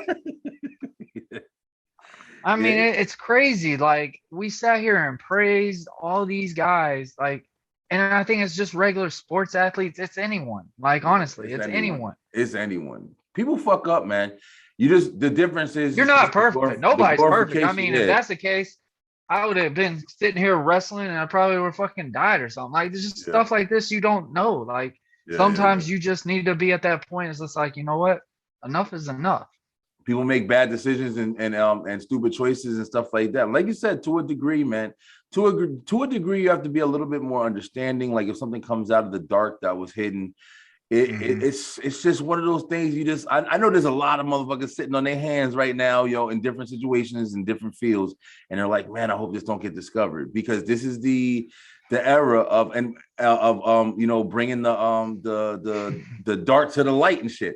But one of the things, like you said too, is the line. And somebody can, say some bullshit on you and say, hey, you did this, they did this. I remember that. Tell a huge story truthfully and everything, but it'd be bullshit. And then, just that, even if it's discovered that it's bullshit, your image is still tarnished. And I think that's what the biggest problem is. People want this shit to be true.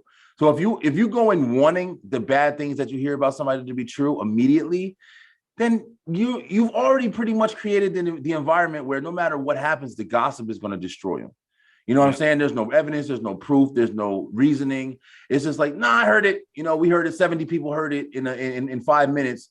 So now it's all over the world. So even if they say, no, nobody did that. Oh, well, I don't know. It's it's questionable. He is in the entertainment field, so it's probably true. Like, you know what I'm saying? There's no swing going the other way. Like, you're literally just thinking bad, bad, bad, bad, bad. I'm ready for the bad. Where's the bad? I know it's bad there. Exactly. It's like everybody's just sitting here poking to see, okay, who's this person? All right, let's Google this guy. Like, and it's not worried about where he came from or anything. Let's see what he's done. Like, he cannot be a perfect guy. No, he had to have been arrested or something. Like, nobody's perfect, man. Crap. That judgmental crap's got to go. Yeah, and honestly, guys, wrestling is not the sport to sit here and think you want to find out all the behind the scenes. Some things you don't want to know. That kind of goes with the character. That's in anything. That's in anything. Yeah. I mean, are we going to sit here and watch your favorite sports team and research all the players on the team and find out, hey, that they won a Super Bowl, and then find out, oh yeah, they were all drunk the next night or something like that? Like, oh man, like, shame on them. Like, take their Super Bowl ring away. Like, we gotta stop all that mess. Like, that's going to destroy a lot of shit, man. If anybody ain't showing you like the drugs, alcohol, the bad decisions, I mean, in the entertainment field alone, like, entertainment field, whether it be sports, whether it be movies, whether it be wrestling, whatever it is, these guys ain't perfect. Nobody's perfect. Shit, even the news, man. You seeing news anchors and stuff like that. Man, news anchors are the worst exposers on this planet. It's crazy. I'm gonna be honest with you, like, they're the most fake BS bullshit that's on TV. Yeah, period. It's really crazy. It's really crazy. But I don't even let my kids watch cable anymore, just because I can't even believe half the stuff that anything's on that TV anymore. Yeah. Sometimes, like, I mean, we're getting shown upon for kids to watch cartoon shows and stuff like that. It's like, come on. It's rough, man. We definitely live in an interesting time, yo. And to a degree, it's like, it's interesting that you're happy people are standing up for themselves, and definitely more power to the people who should be standing up for themselves. Wish they would have stood up for themselves a lot longer, but I understand the challenges behind it. But also, let's not go crazy and sit there and try to find shit to look for. Oh, that felt great. It felt great that they got justification. Let's find somebody else because it feels good. That's the shit that needs to chill, man. It's like, let the strong, or the empowered become empowered, but don't look for something to empower, if that makes any sense. But Marlow, I don't want to, drag on this. This is a very good topic, though. I love talking about stuff. Oh, no, bro, you're good. Yeah. But I wanted to ask you too, like, since we found out, you're not in the ring anymore, and the reasons why. So what are you looking for next? Are you interested in doing anything, with wrestling, like, in the future, or you got like different plans? Man, you don't know how many times I get asked this. Yeah, I'm pretty sure. It's a big thing, man. I mean, obviously, I would love to go back in the ring. And if my wife watches this, she might hit me with a frying pan. But That's just a verbal. But Gotcha. I've always thought about it. I've always wanted to do one more. I mean, I felt like I I deserve my one more. I mean, obviously, I'm way more healthier than I've ever been than I was in the ring. Yeah. I mean, that's because I'm not in the ring. And I love how everybody likes to remind me of this stuff all the time. I mean, it's just like, it's more said than done. Like I tell people all the time, like, man, if I get back in the ring, I want to be at the level I was. Like I want to Yeah. be at the level that AP was. Like I don't want to be at this level that's like, okay, I think I'm there, and then I get in that ring and I look complete crap because it's just like I haven't been in there for a while. I mean, I Gotcha. probably could work a match easily, but I want to work the style and the level I was at. Yeah, So yeah. that's my biggest thing. I'm my biggest critic. Like I'm literally I wasn't a perfectionist, but I wanted it to be good. I never wanted to go out there and then just be like, all right, I hated it completely. That's why I always would love to have my mom there. Like out of anyone in my fan base wise right now, it would have been my mom because my mom would literally tell me how it like it was. Like she's the one that got me into wrestling when I was 4 years old. So, Awesome. so this was like her dream just watching me. I mean, obviously we wanted to go higher up, but life Who does she happens. like? Who does she like? Just to know. Her Who your mom favorite, was a fan of? Yeah. my mom always loved Shawn Michaels. She was a Ah, huge Shawn shit. Michaels fan. She was a Yeah. huge Shawn Michaels fan. The Rockers, all that. Yeah. Oh yeah. My Gotcha. mom was a big she loved Marty Jannetty for the longest, Man, which is the weirdest part. that's an interesting guy right there. Yeah. There's another behind the scenes. Yeah, that's the behind the scenes for your ass. Heard a lot of stories already. Yeah? I was like, damn, man, I don't even I be ain't looking at this lying. shit. If there's a Yeah. story about Marty Jannetty, I ain't trying to put nobody on the bus, but they're Nah. probably not a lie. Yeah, It's yeah. probably not a lie. One of the legends, man. I don't know if he ever got inducted or anything like that yet, but that's another guy right there that I think definitely deserves to be in the Hall of Fame. It is based off of reactions and stuff like he has done in the past. And that's Yeah. one thing about WWE. WWE has to worry about all the visuals that watches Yeah. them. And that's one thing that people are realizing when the product is obviously not the product we all remember because they have so many endorsements now. Boys and Yeah. Girls Club, Make-A-Wish Foundation. Like you can't really make fun of all this stuff anymore. You Triple H can't said sit here it and do it. best. That's why AEW is so good right now because really AEW can do what they're doing and it might offend maybe 20% of that population, but they're still going to go high because guess what? They really can't get sued for what they're doing right now. Yeah. Yeah. Because TNT has always been, hey, you can be over the boundary type Oh, scenario. yeah. You just know can't go TNT over your loving it. time. Yeah. Yeah. You know You just TNT can't go loving over it. your time. Like, Yeah. I'm surprised that TNT ever agreed to do a wrestling promotion again because the Ted Turner ages, they were not happy. Yeah, but I mean, it definitely brought a lot to I've their heard channel, man. tons of stories about that one. Yeah. Yeah, it brought a lot of viewership to him, though. I mean, people were watching WCW back in the day more than WWE. I mean, at a time period when that NWO shit really started kicking You off. usually just hit the repeat button. Like literally, you would just hit, all right, Raw this time. WCW Monday Night Nitro was on at 8 o'clock, so you at least get an extra hour before you go into that Exactly. Raw. Into And I would Raw, click yep. right into it, just sit there back and forth. Yep, Like I remember when I had the too. DVDs. I remember I had the VHRs and stuff, man. So it was kind of hard to record one and then record the other. So literally, sometimes I would just record the WCW one and then watch WWE, especially if The Rock was wrestling that night. I've always been a fan of WWE, WWF. That's been my shit forever. But let me tell you something. I'm not gonna lie. When the glory days, I'm talking about '98. I'm talking about Starrcade, Hulk Hogan versus Sting. I'm talking about that time period right there. Mm-hmm. I wasn't turning fucking WCW off that often, yo. I was WCW guy, bro. I was over there when Goldberg first started coming, and Glacius and Juventud Guerrero. Listen, bro, those are my old Chris Jericho. I was one of those guys that I thought Goldberg and Stone Cold were the same person for a while. Really? I don't know why. I mean, if you thought about it for a little bit, it was just like I remember I would look at the action figures that they would have. Obviously, Goldberg's got his mouth open, and Stone Cold's just sitting there like his little gestures. And I'm just sitting there, I'm like, they kind of do look similar. But and then when I saw Goldberg in person, I was like, absolutely not. That dude is like a giant compared to Stone Cold. That's like crazy. I remember it was just like they looked I even asked my mom, and I was like, why does Goldberg and Stone Cold kind of look similar? Except Goldberg's just more muscular. Like that was always the thing to me. Like I never understood like why are they putting their brand on two bald guys? Listen, yeah, the ball, I think is the biggest thing. That was like the dream match for the while too. Like if WCW was to cross over, I personally never thought that would have been a good match. I mean, I guess as far as popularity, maybe, but Goldberg and Stone Cold, they're such different, like categories. Like, you know what I mean? Sting and the Undertaker, I thought that would have been pretty interesting. Like, just that darkness feel or whatever. But that was always like a WCW WF dream match. And then you had like The Rock. And I don't know who would have been his perfect spot besides Macho Man. That would have been a nice one. Damn, that was a dream match. Macho Man and Rock. That shit would have been crazy. It make me want to, especially if it was heel Rock.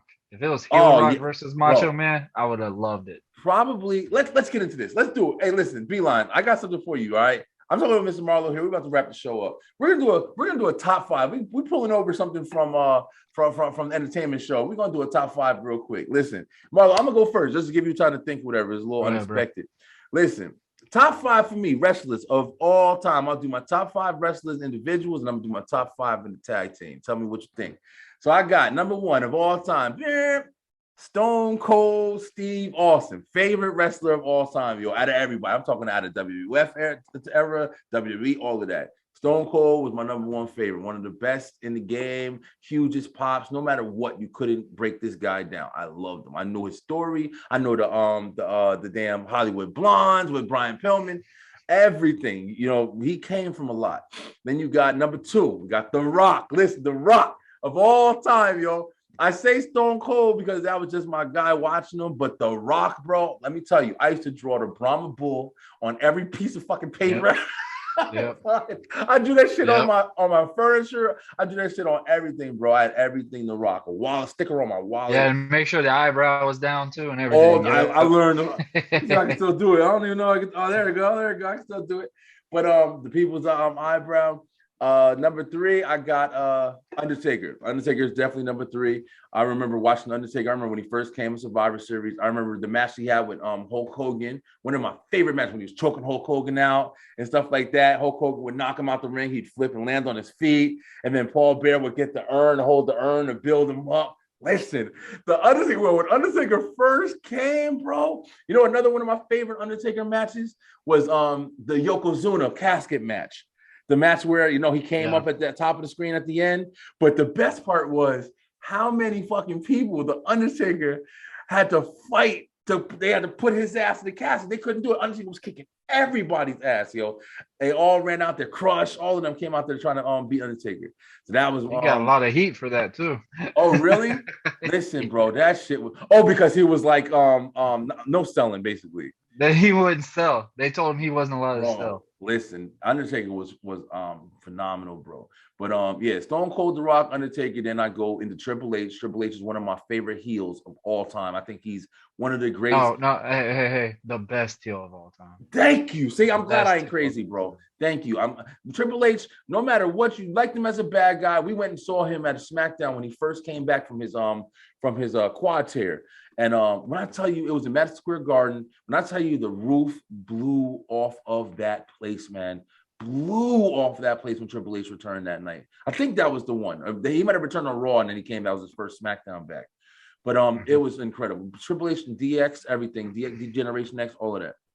So Triple H, and then number five is Kane. I love Kane, I love Kane. Kane has been my best. Yeah, I know. There's a couple. I got a nice list underneath where it goes into the Bret Hart. That was a sleeper. I didn't think Kane would be in the top five. But listen, I like that one. Kane, for me, has always been one of those guys where if you want to talk about character, interesting, development, change, Kane never really had a boring story, man. Kane was always involved in something where even if it was stupid, it was entertaining. So you can turn on the storyline with Kane and see, Snitsky kicking a baby. You can turn on the storyline with Kane and see him electrocuting what's his name, Balls, ripping the cage door off the thing, being Undertaker's brother. Him and Undertaker having the lightning and the fire showdown in the damn bruh. You know what I'm saying? It was like Kane brought like a crazy dynamic to the Attitude Era, yo, just by being Undertaker's brother. And then him and Mankind having the tag titles, Paul Bear going with him. It was just a crazy storyline. You know what I mean? Like, it was very interesting. But those are my top 5. I'll give you my quick top 5 tag scenes. Hardy Boys, number 1, no doubt. Quick and close second, the New Age Outlaws, baby. Oh, I didn't get that. Oh, okay.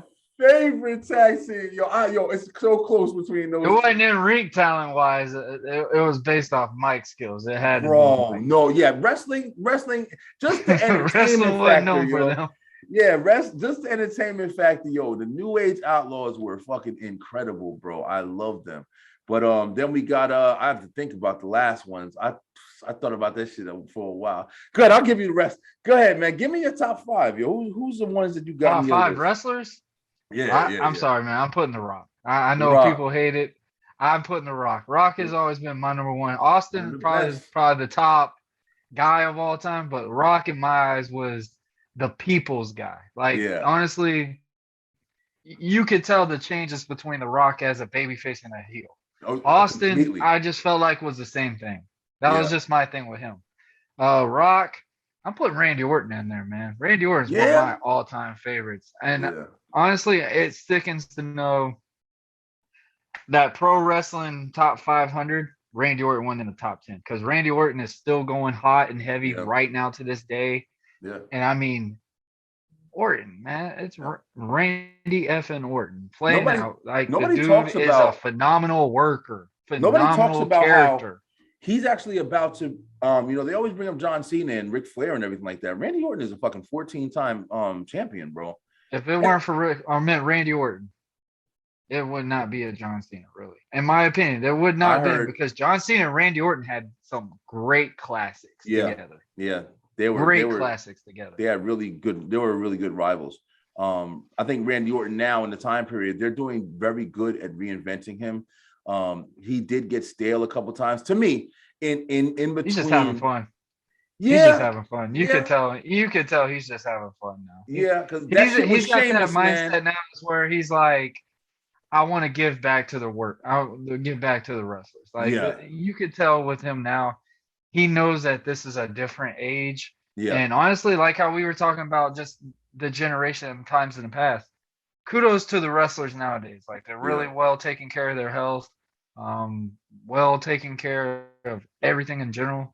I mean, obviously, family life, I'm pretty sure has gotten even more hectic, even though they've been able to stay with them for a good year. Yeah. So, I mean, it's just good to see that they're appreciative to get back on the road. So it's good to see those things. Yeah, but man, Randy Orton is definitely going to be in my category. Yeah, he's definitely up there, bro. Yeah, he's incredible. Randy Orton is incredible. What I got? 3? That's 3 right there. You got Rock, Stone Cold, and you got Randy. Randy, I gotta put Cena in there. Cena has always been one of my favorites. Listen, let me say this. Cena's always been one of my favorites. I have to hands down, and I've had this conversation in thought or whatever. As far as if you think about it, bro, John Cena just might be the greatest of all time, yo. Yeah. As far as in the industry, I'd have to. People would argue Hogan. People would even argue Austin. But as far as full dominance, longevity, merchandise, all of that shit, yo, I'm sorry, but I think it's hard. I would push it between Hogan and Cena at this point. Austin is definitely like one of the most popular people ever.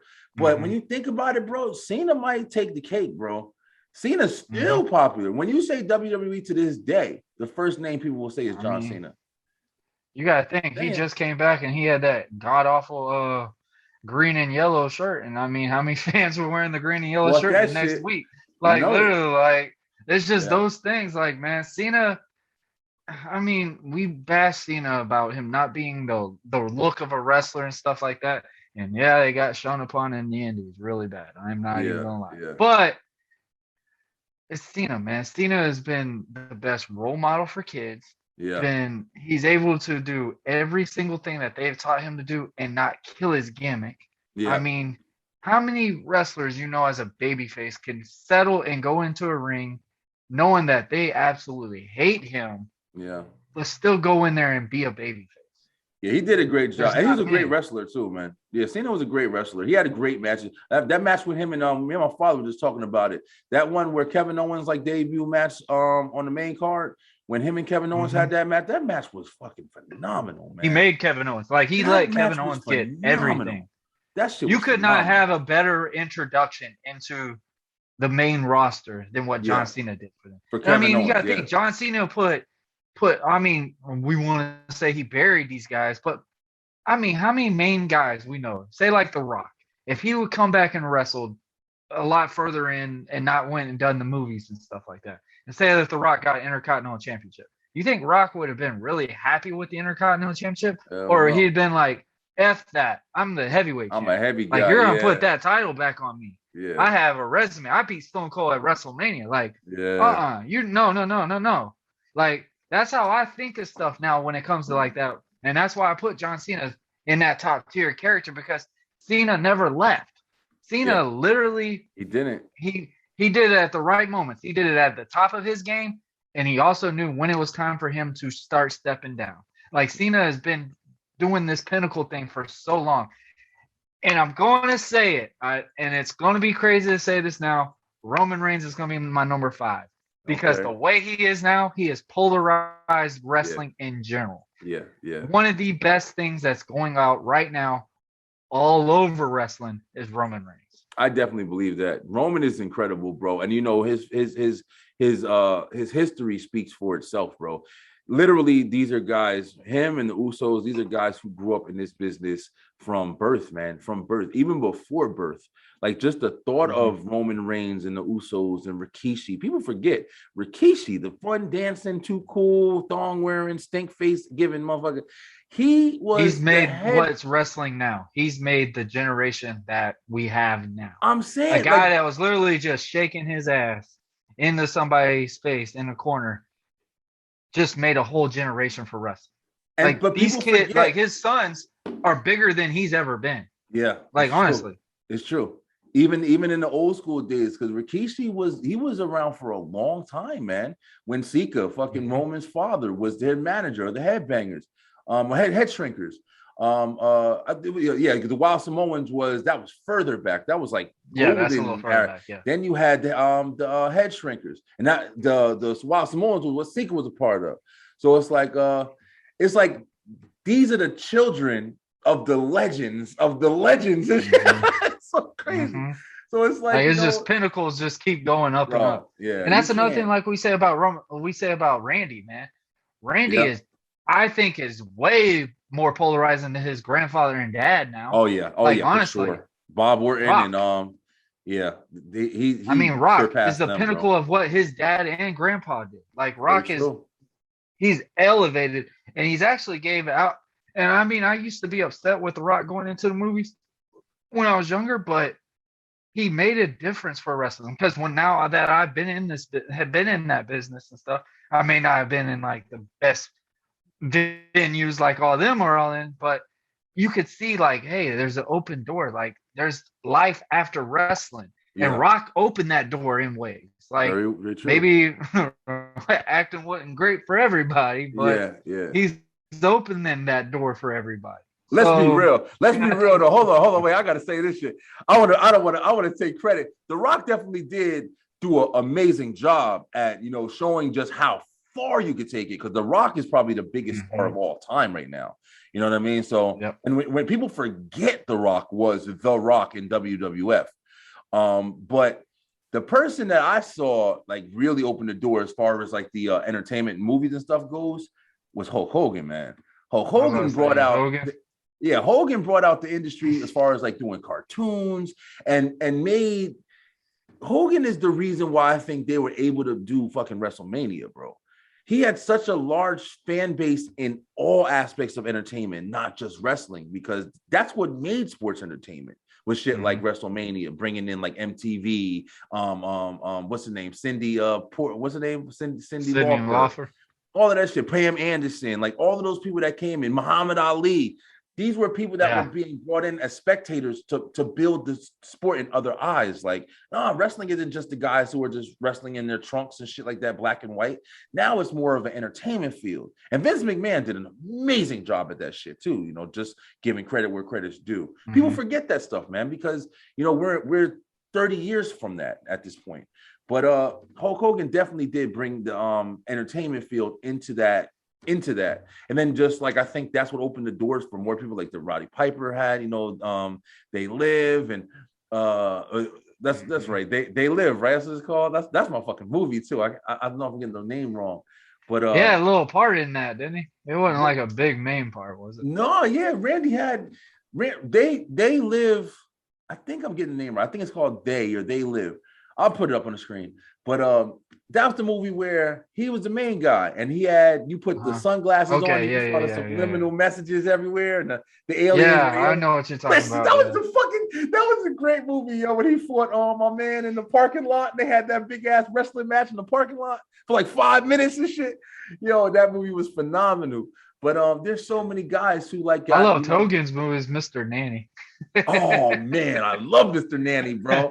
When he had the Suburban Commando where Taker was in the movie.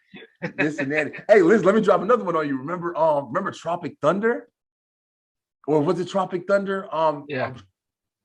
Thunder in Paradise. That's what it was called. With Hulk Hogan and my man, they used to ride the boat, the black boat. It was on like UPN on Saturdays. You know, man, listen, I'm gonna post it. Y'all gonna see them shits. Thunder in Paradise. If I look at it, I might know. I mean, it's just as soon as you see I don't really know right now. As soon as you see it, you probably gonna know exactly what I'm talking about. I used to watch that shit every Saturday after Wrestling Superstars. I used to watch. It used to come on Channel 9 in Jersey.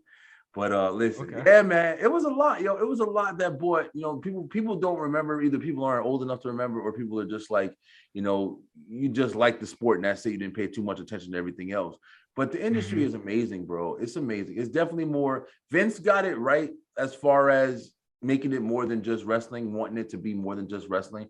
But I do think that he has pushed it too much to the extreme, to where you're forgetting what started your industry, bro. Like, it is wrestling. And a lot of those guys that move over to AEW and TNA and all that stuff, they do forget that, like, you know, they like to be able to say, you know, I got this title, I got this belt, but now you can't say that. I got all these fucking specific rules because, like you said, the business and, you know, different reasons you want to. I mean, you got to cater so much things. Like, honestly, like, I think Vince has said it good on Austin's podcast, is they're catering to the millennials, and which that's a good and a bad subject, because Vince is going to feed on anything. Like what we said in the past is, like, he's going to feed on what brings ratings. He's going to bring what brings the money.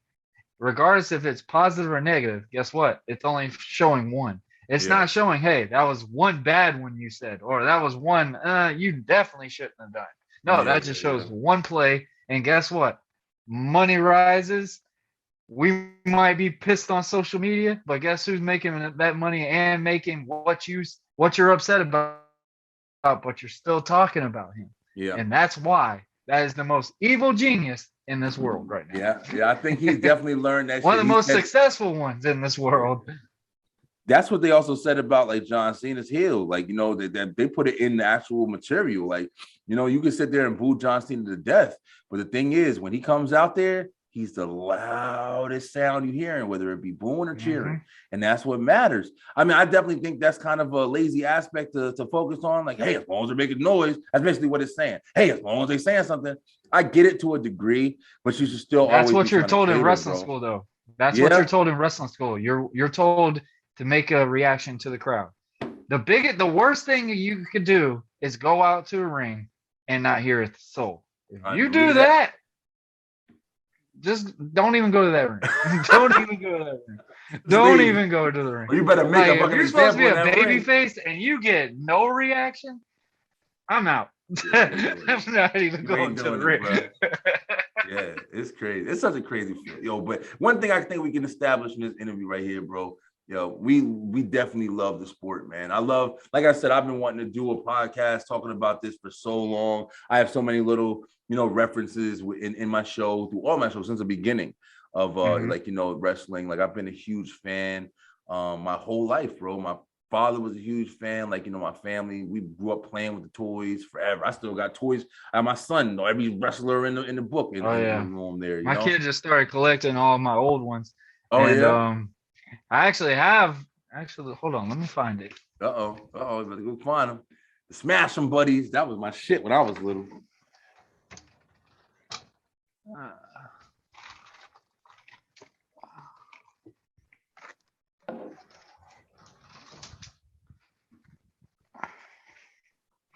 He's not allowed to open this one, but Oh, you got an action figure.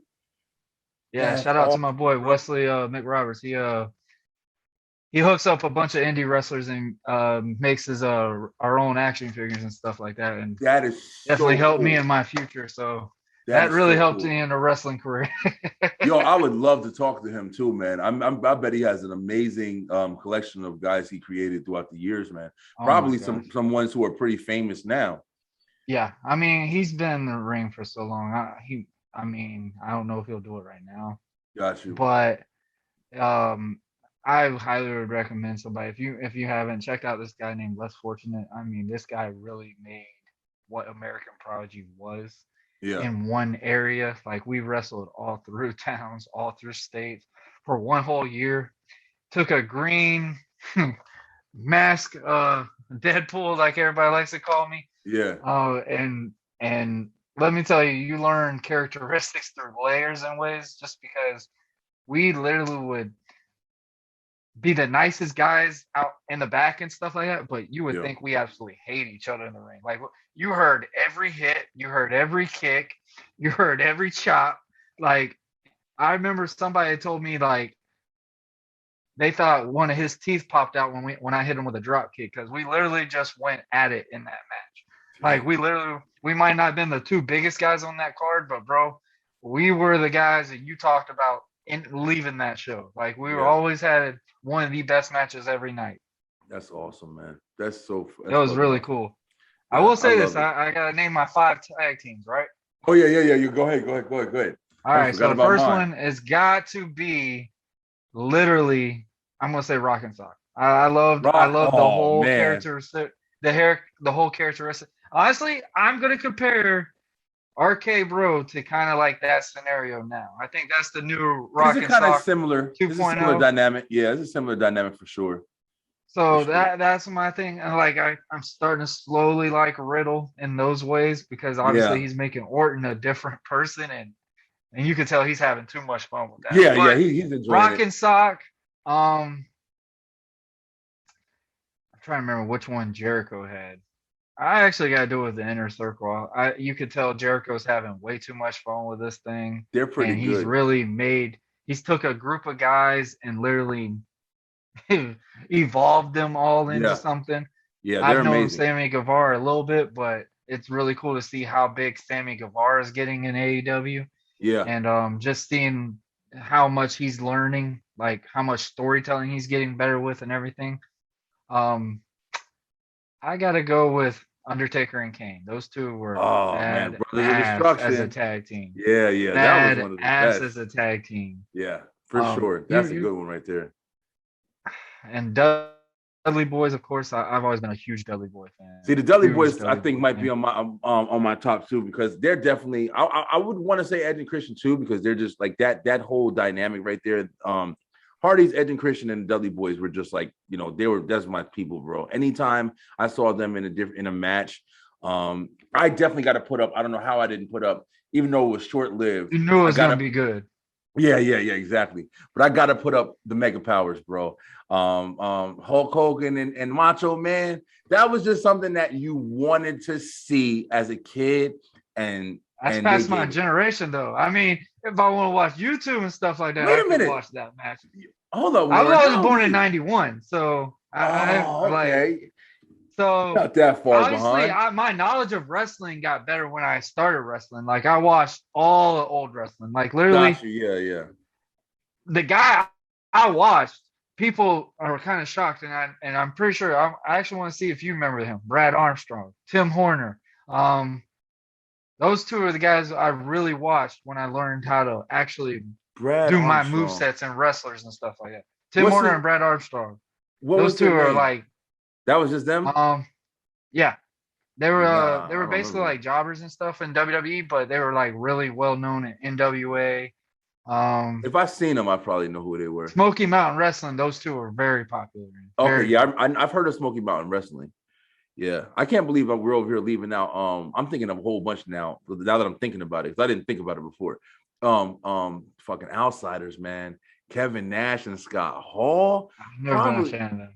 no. Oh man, yo, when they first I appeared, love Kevin Nash outside of wrestling, and yeah, I've seen Scott Hall in person and stuff like that. So yeah, obviously I got Razor different Ramon, visuals. bro.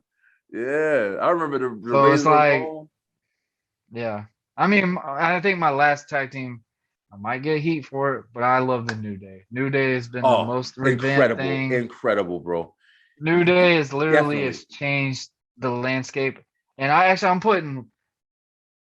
gonna do a last five. Like literally, my five is gonna be New Day and Usos. Like I'm putting those two Yeah, together because Usos too. Usos those are two tag incredible. teams have really kept tag team wrestling in WWE Yeah, very I love. relevant. They're probably the most consistent. I mean, I think the New Day was formed like in 2014, bro. They've almost been 10 Mhm. years at a tag team. That's unheard of now in wrestling. They break tag teams up for no fucking reason now. But the New Day is incredible. The Usos, those are just two brothers that just know what they're doing, bro. I'm Another so glad group, they've never split. I'm so bro, glad they never just split. grown up in it. I But love Jay's when match that he did with Roman Reigns proved that man that, could do it on his that's own. what I was saying. And you know what's crazy? I always thought of Jimmy being like the solo guy. Like if they ever did break, I always thought Jay would kind of be a little bit on the back burner. But when he went for that title against Roman, bro, he was fucking incredible, man. But you see it with I always say who gets like kind of the butt of the deal in the New Day. But even though he's fucking phenomenal when you're seeing Woods. yo, Xavier, bro. Woods is I a didn't know beast. nothing of Woods. I remember when they first brought Woods in, I Yeah, thought it was terrible. I did not like the little Afro dancing yeah, with yeah, Brodus yeah, Clay yeah. type thing. Yeah, he And didn't. I I mean, didn't it fuck was with that just either. like, I was like, all right, so he's not going to be here that long. Yeah, Like, he was Creed in TNA too. Apollo Creed in yeah. TNA. Yeah, yeah, and he went for titles and shit like that in TNA. So that's why I was surprised when he came out and he was doing the whole dancing, crazy, goofy stuff. Yeah, Woods is a He's beast. very Man. characteristic. I will say that. Like, he's Smart literally a too. show relevant. And Yeah, the really one thing smart. I'll say about New Day now is when I first saw them and stuff, I was like, okay, the only person that would really do good outside of that tag team would have been Kofi Yeah, because he was already a singles compare. But yeah. now in reality, all three of them All can of do them, something. all of them. Yeah, I think Kofi should. I think Zabe should go for like the Intercontinental, bro. He was going for like the USA Championship, the US Championship for a minute, but I don't feel like he's been given enough push. I think that he can definitely do some solo work. I think he Even just doesn't want it. I think he's just where he's at. He loves where he's doing. He yeah, loves where he's that could be at. true. I think it's just because he knows his boundaries, and plus with him working those video game stuff and that Yeah, yeah. stream and all that, You can that tell can be a that's his lot of true time heart. consuming Yeah, too. So it's like yeah, that's one thing I would say on, like, honestly, the only person I really think wish if he could just get better on the damn microphone is Cesaro. Cesaro could be the yeah. guy on I'm that sorry, brand. man. Period. I felt besides being an amazing talent, he's incredibly a wrestler, man. He's an incredible wrestler. I Mic felt skills are not Cesaro, there. bro. Like, I think that's what Yeah. happened with Daniel Bryan. Daniel Bryan wasn't so good on the mic. And I think when Punk left, that was like a whole new thing for Daniel. Yeah, And that made Daniel. And yeah. I think that's what's really carrying him over into the AEW area. Yeah, So, I I mean, mean, it's, Daniel definitely grew though, because I think his mic oh, skills are yeah. phenomenal. I like the way he talks. I like the way he's passionate when he speaks. He's one thing I liked about Daniel Bryan is when he's talking, if he is scripted, he makes that shit sound like it's coming directly from him. I don't know how much of he does improv. I know Roman definitely sounds like he gets a script, bro. I know that he's more in charge of working his script. I think we figured that out after his promos with Cena. Bro, that shit almost destroyed him, man. He did save himself, but that big promo when they first were going to have that match at what is it, No Way Out or No Mercy or something No like Mercy. that. He sat there, and when he stumbled on that promo, I was like, this shit can't be happening. Cena's was a like, monster, yo. So I literally put in parentheses on social media, and I had a good amount of my wrestling friends who were next to each other, and we're like, hashtag Roman go somewhere else. Like please, literally, I couldn't that was believe that. done. Yeah, And that shows Cena he was did even come laughing back. about it. Yeah, oh yeah, he was. He did come back with how Cena he had kind a of jumped it blast with it out. because he wanted to bring the best, and that's what I'm thinking, trying to figure out is like why people said Cena was burying so many guys. Cena brought the best in Roman. Like Brian, at reality least. wise, it's sad. I mean, we all were sitting there wondering, like, is this true about Roman? Like with the cancer thing and everything like that. We're like, That sucks. You had to what? think about it. Yeah, it sucks. And It what? sucks. You had to And think then when he about the came shit. back and he got a pop, like we've never seen a pop for Roman. And Nah. I think Jericho said it the best way too, is like it was like how let's go Cena, Cena sucks chance. Now we got those with Roman. And I think that's where you know, hey, you're that guy now. Yeah. It's just the initiation with that crowd type scenario. So Yeah, I it's don't very know. true, man. It's very true. I mean, I don't like you said, man. It's like we watch it because we're fans. I still love it. I mean, even when I talk bad about it, I still love it. It is what it is. You know, you're gonna detail You're not it. always gonna love it. I mean, it's like a football game, man. I'm a Yeah, Jaguar exactly. fan. They play like shit every other week. I'm still gonna watch them. I love your Like team, literally. right? Yeah, it's just what it is. Yo, Warren, You know the man. boundaries. Yeah, for sure. Hey, listen, man. Yo, we came back. We want to do like 15 minutes, do like a fucking hour again. But I'm gonna use all of it because it's phenomenal. Listen, Beeline, thank you guys so much listening to grown ass men, you know, talk like kids about, you know, this film. Hey, if you're a wrestling fan, I hope you enjoy this show. Definitely wrestling fans, I think will enjoy this show right here. Yo, check out Mr. Marlow. Hey, can we go on YouTube and see any of your matches, man? I'm still working on YouTube. Like Got you. literally, I was terrible with that stuff. Got you, yeah. I let my dad and all them fix it, and it looks Yeah. like we were probably in the 60s wrestling. I got you. I've been working on the cameras and angles and stuff. I'll send you some of the matches. Yeah, please. I Yeah, have some send me highlight some tapes and stuff like that, but other than that, I was just never really working with it. Yeah, yo, independent wrestling. For those guys who don't watch any, haven't watched like any indie scene wrestling. And I'm talking about like the beginners, man. The guys who are in the gymnasiums and stuff like that. You hear them talk about it on the, you know, the big shows. But those are the guys who are trying to get a name for themselves. They're trying to get established, and they go hard, man. It's very fun watching them, yo. Clearly, it's very fun. Yeah, he's learning this shit now.